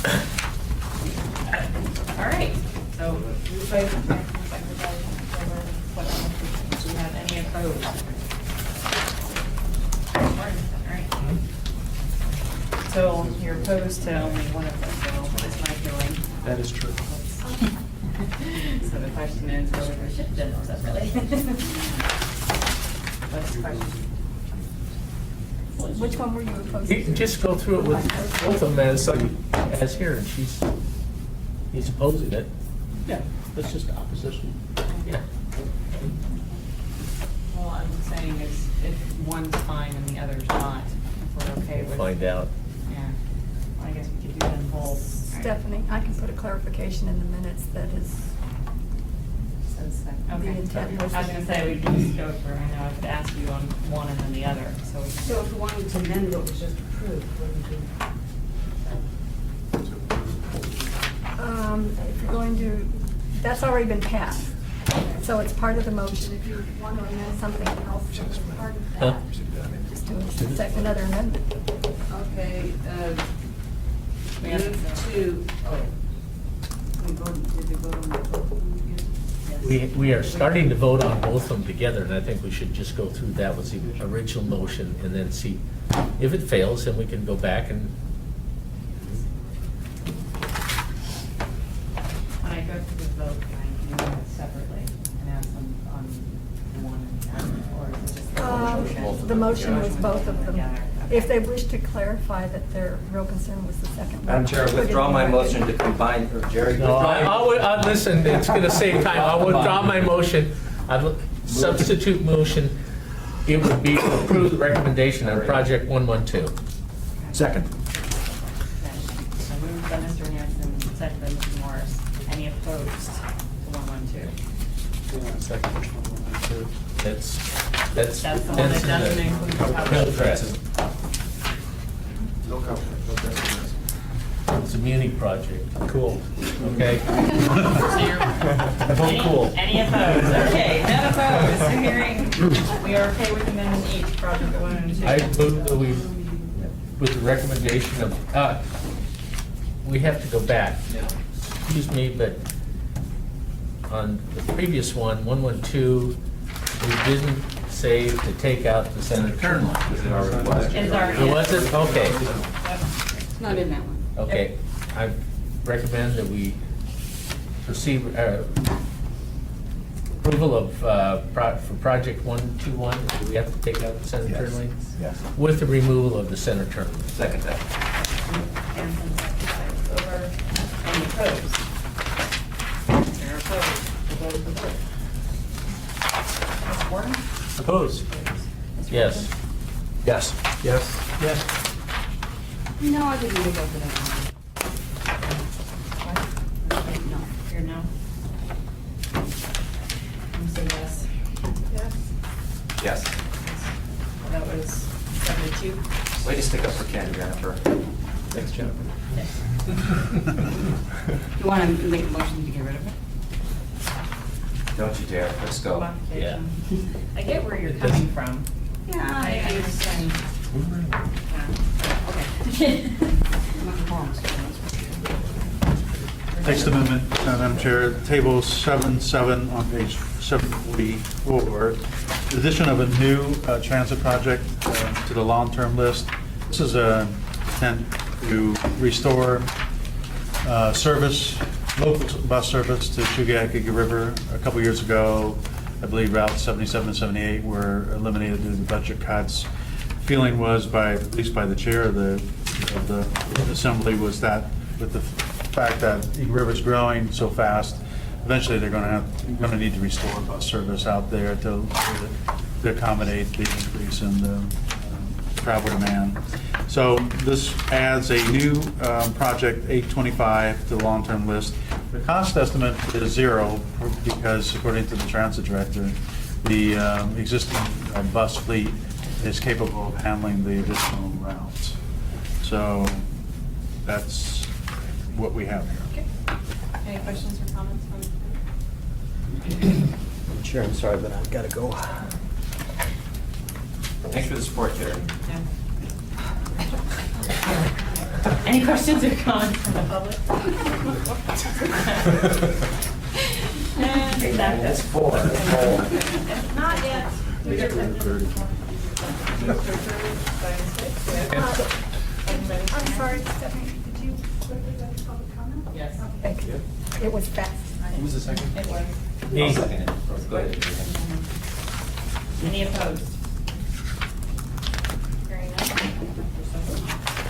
none. I'm sure the next amendment is the addition of an action item on page A2. Remember previously we talked about the dissatisfaction with the initial screening criteria. So, and we promised that there'd be additional action items we'd add to study those screening criteria at a later date and refine them, to take into consideration some of the biases that we pointed out regarding the impact on rural road priorities. So this new action item is intended to do that. Any questions or comments from anybody? Any questions or comments from the public? Move for approval, recommendation. Second. Moved by Mr. Hanson, second by Ms. Howe. Any opposed? Hearing none, we're so moved. Next amendment is on page 8.3. This is a section of the plan implementation that refers to priorities in Chugaki River and the financing there.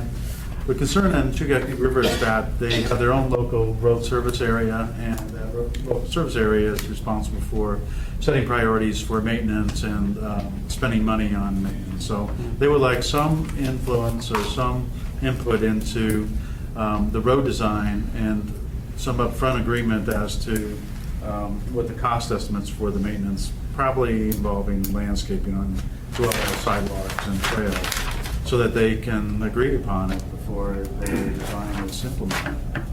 And they felt it was their responsibility to add this. Any questions or comments from the committee? Any questions or comments from the public? I think we probably have to specify when implementation is, prior to construction, prior to something. When's it appropriate in the process to have that agreement in place? Implementation is pretty broad. It's actually prior to opening a design phase. I mean, the scope and the It could be years before construction, and it should be. Otherwise, once you spent all the money in design development, the impetus is to build it regardless. prior to project initiation.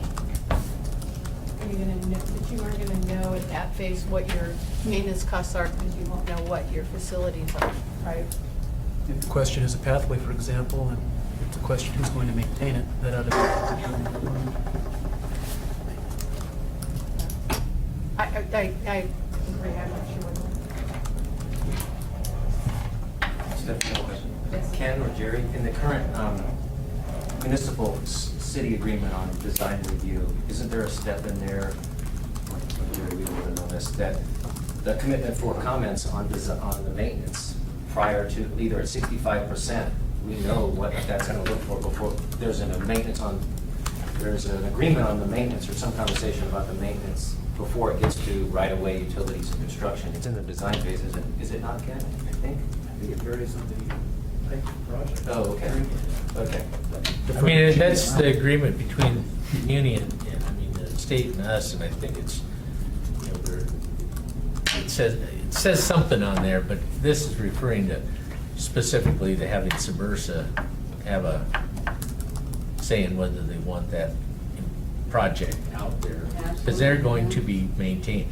If it's a muni road, they're going to be responsible for maintenance. And I probably, Ann's probably correct if we just change the language to prior to a project initiation, something to that effect.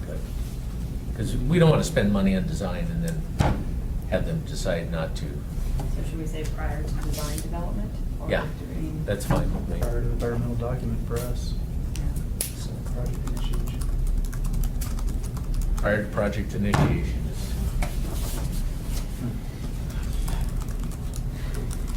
Well, that ought to be interesting.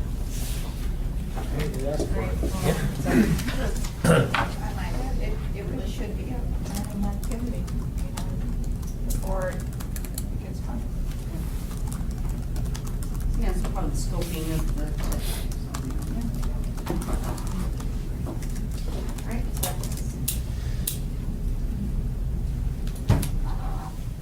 Move to send the recommendation forward with a little to change the language. So Project. rather than saying prior to implementation, saying prior to project initiation. So, Second.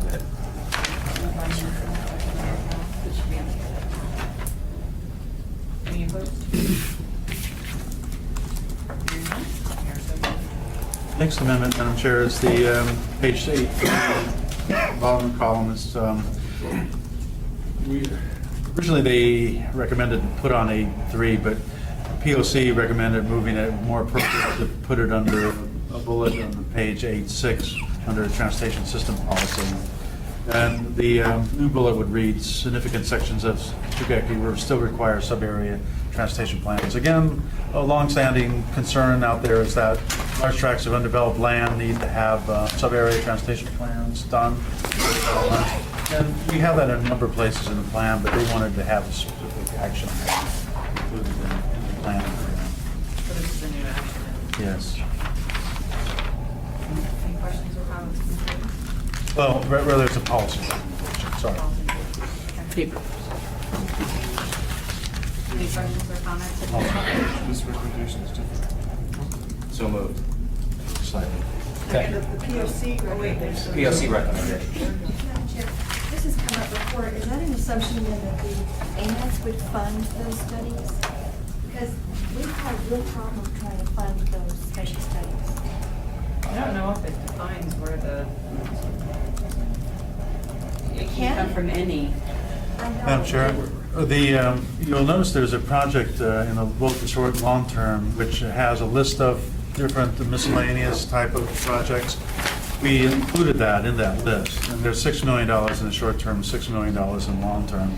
A number of projects could be funded doing that. So it could be, It could be funded through TIP. so it's not defining it. All right, that was moved by Wilbur.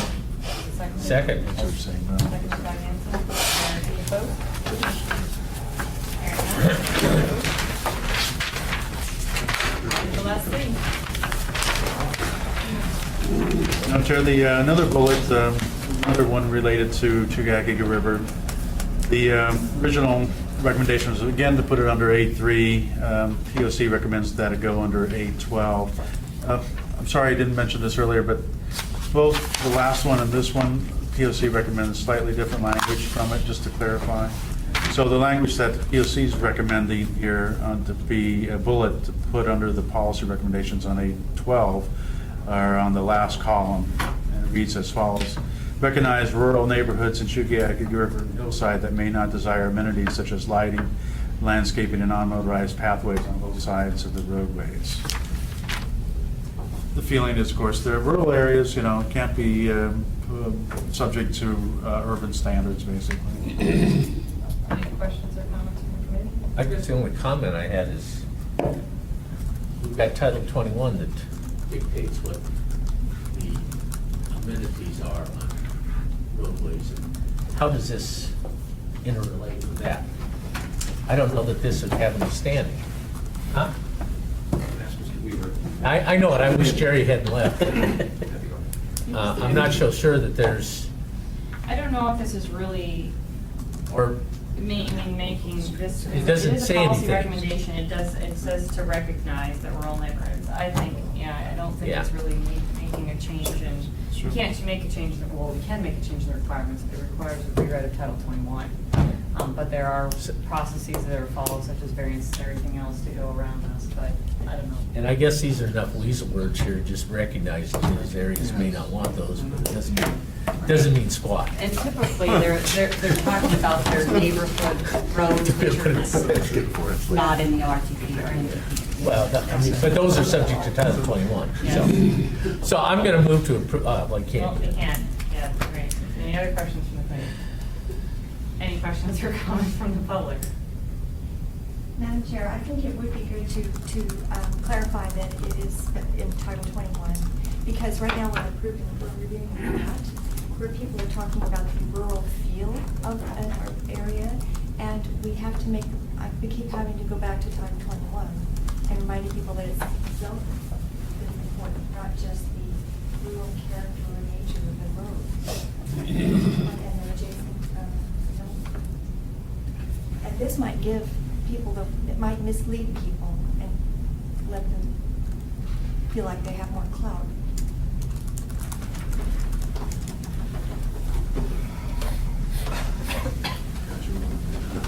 Is there any harm done by adding the language?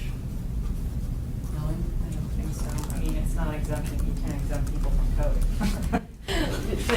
But when you look at what it's addressing is mostly neighborhood issues, and what it's addressed in our NTP are mostly arterials, some collectors.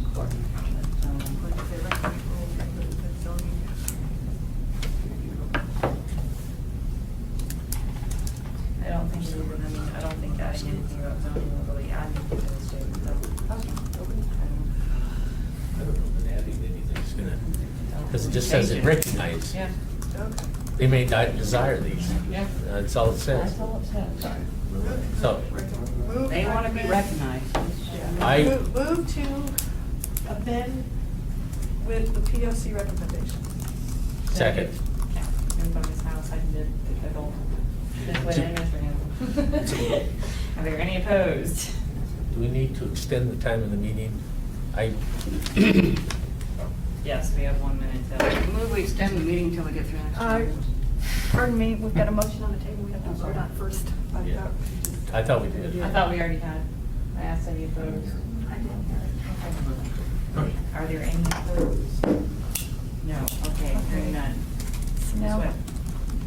Move that we extend the termination of this meeting until we get through the next two items at least. Second? We actually have these 2 items and an item overall. Oh, until we get through this. Let's start with 15 minutes and go there.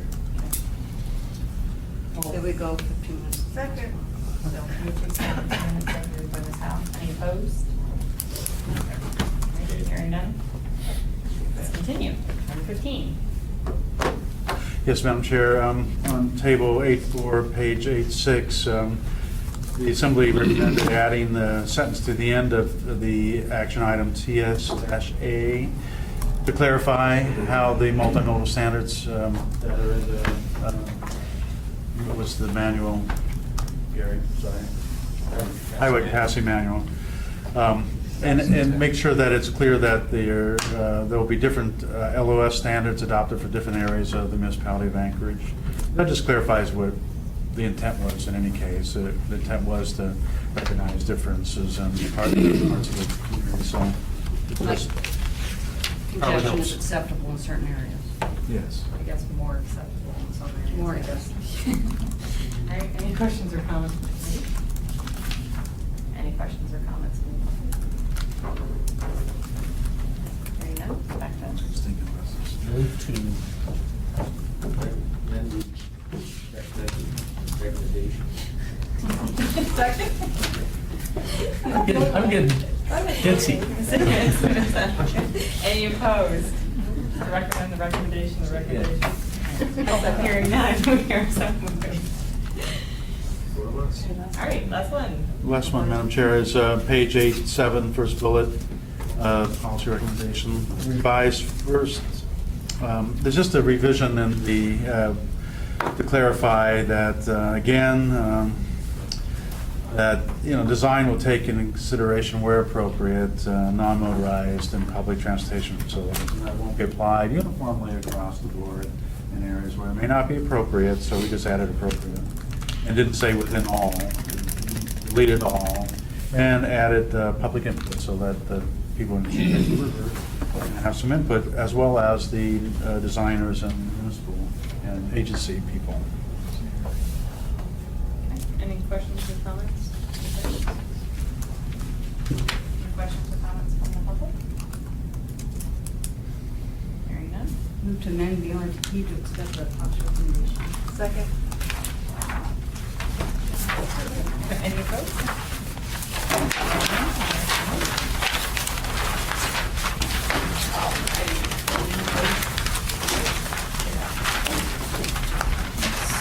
Do we have to make an overall recommendation? Yes. Yeah, so was the original motion. We already got the original motion. That was all the amendments we made. Okay. I don't have to do Now we you have got the the main original. motion as amended by.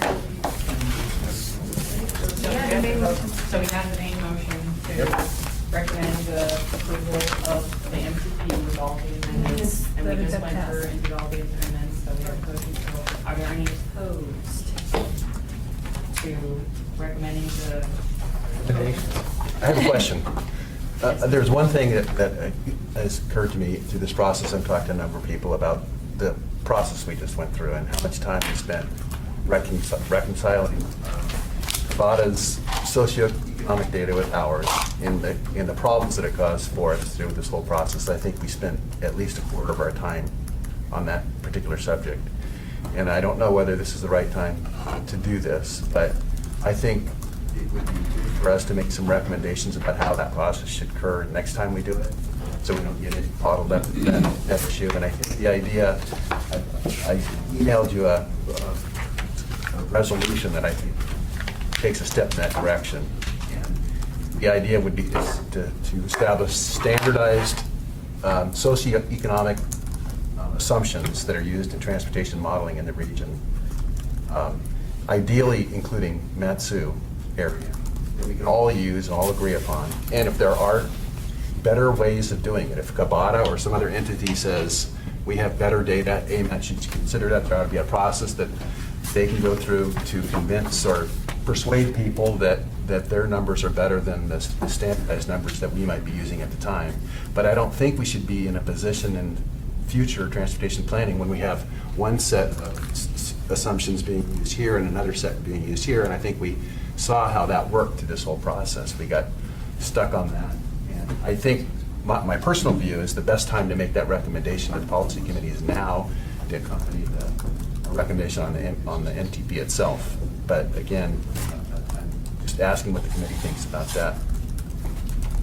Madam Chair, I think perhaps a matter of process, what we should do is take action on the plan itself and forward that, and then make a separate motion with your resolution, Steve, rather than combine it into our motion that we don't have to amend the motion, if that's okay with you. That's fine. It's something we want to take up today. I know. Okay. I'm not happy with that. I think it's a good idea, so I think I look forward to talking about that a little bit further. If we can conclude our business on the transportation plan, then. Once again, we have a motion. Are there any opposed to that motion of forwarding the MTP as amended to the policy committee? Hearing none, we are so moved. So just point of clarification from the chair to staff, the intent would be to present these comments from, there's going to be two columns, what the assembly recommended and then what the office, or what the TAC recommended, correct? So they can choose, they can do it, if they want to go back and accept something that we changed, they can do whatever they want to do. And with the understanding fully that the assembly has already taken action in terms of their comment. I would like at this point, though, to extend a very heartfelt thank you to the project team with Gary and Ann and John and Bart and Craig and recognizing also Lance the work that the POC did, because it's not been an easy process. And if we can get this through the policy committee, I think we should all feel really good about it. It's been difficult, and yet I think it's handled very professionally, and I really appreciate the work you guys did.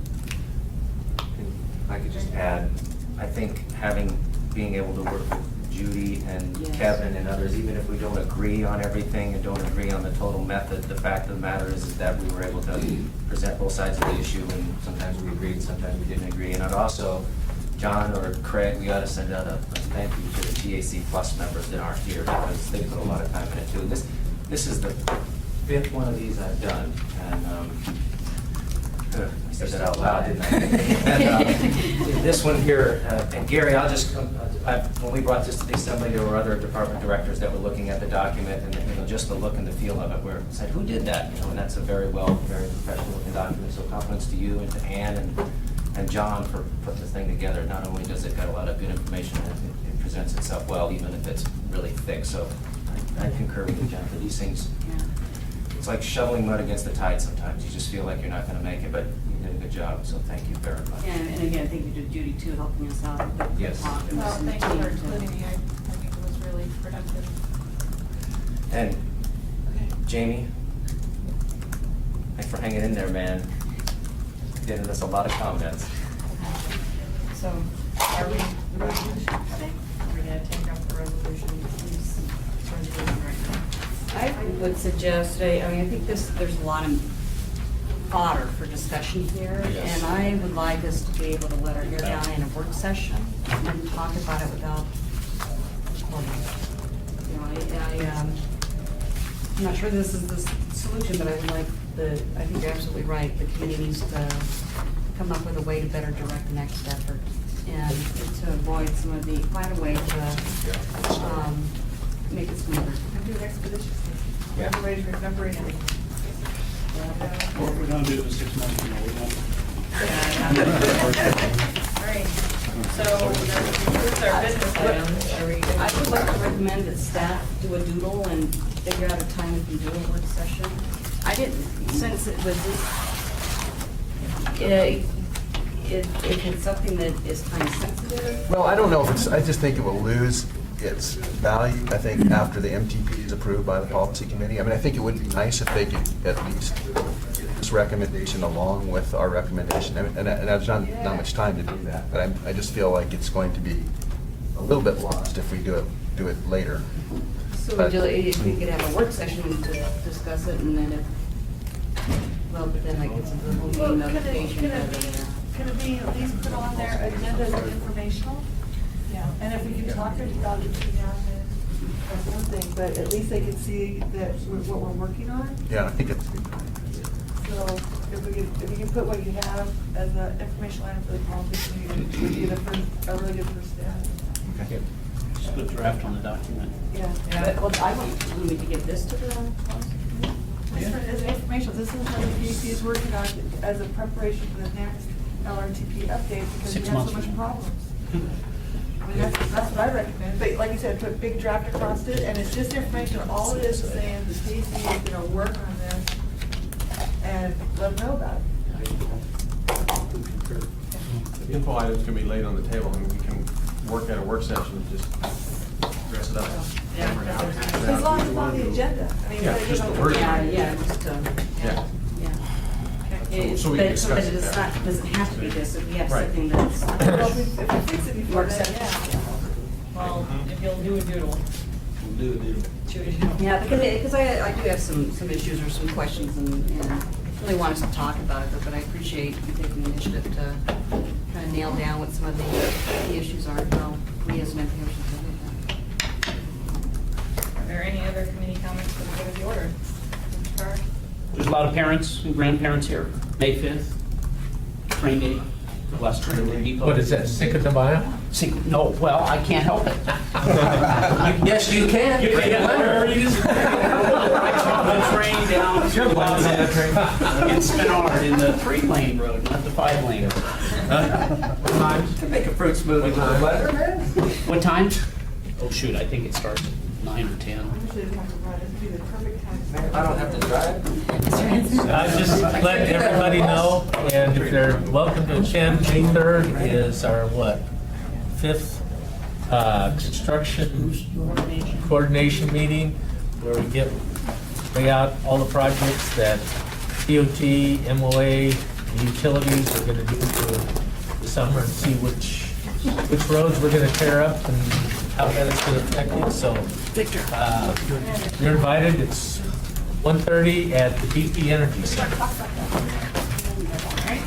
The next AMATS meeting for policy meeting is Thursday, May 3rd. and we meet again on May 10th. May 3rd at 1:30? We will, yes, at 1. Wait, I won't be there. Oh, that's policy, so it doesn't. that. But we don't care. I know. I don't care. All right. Hey, you can-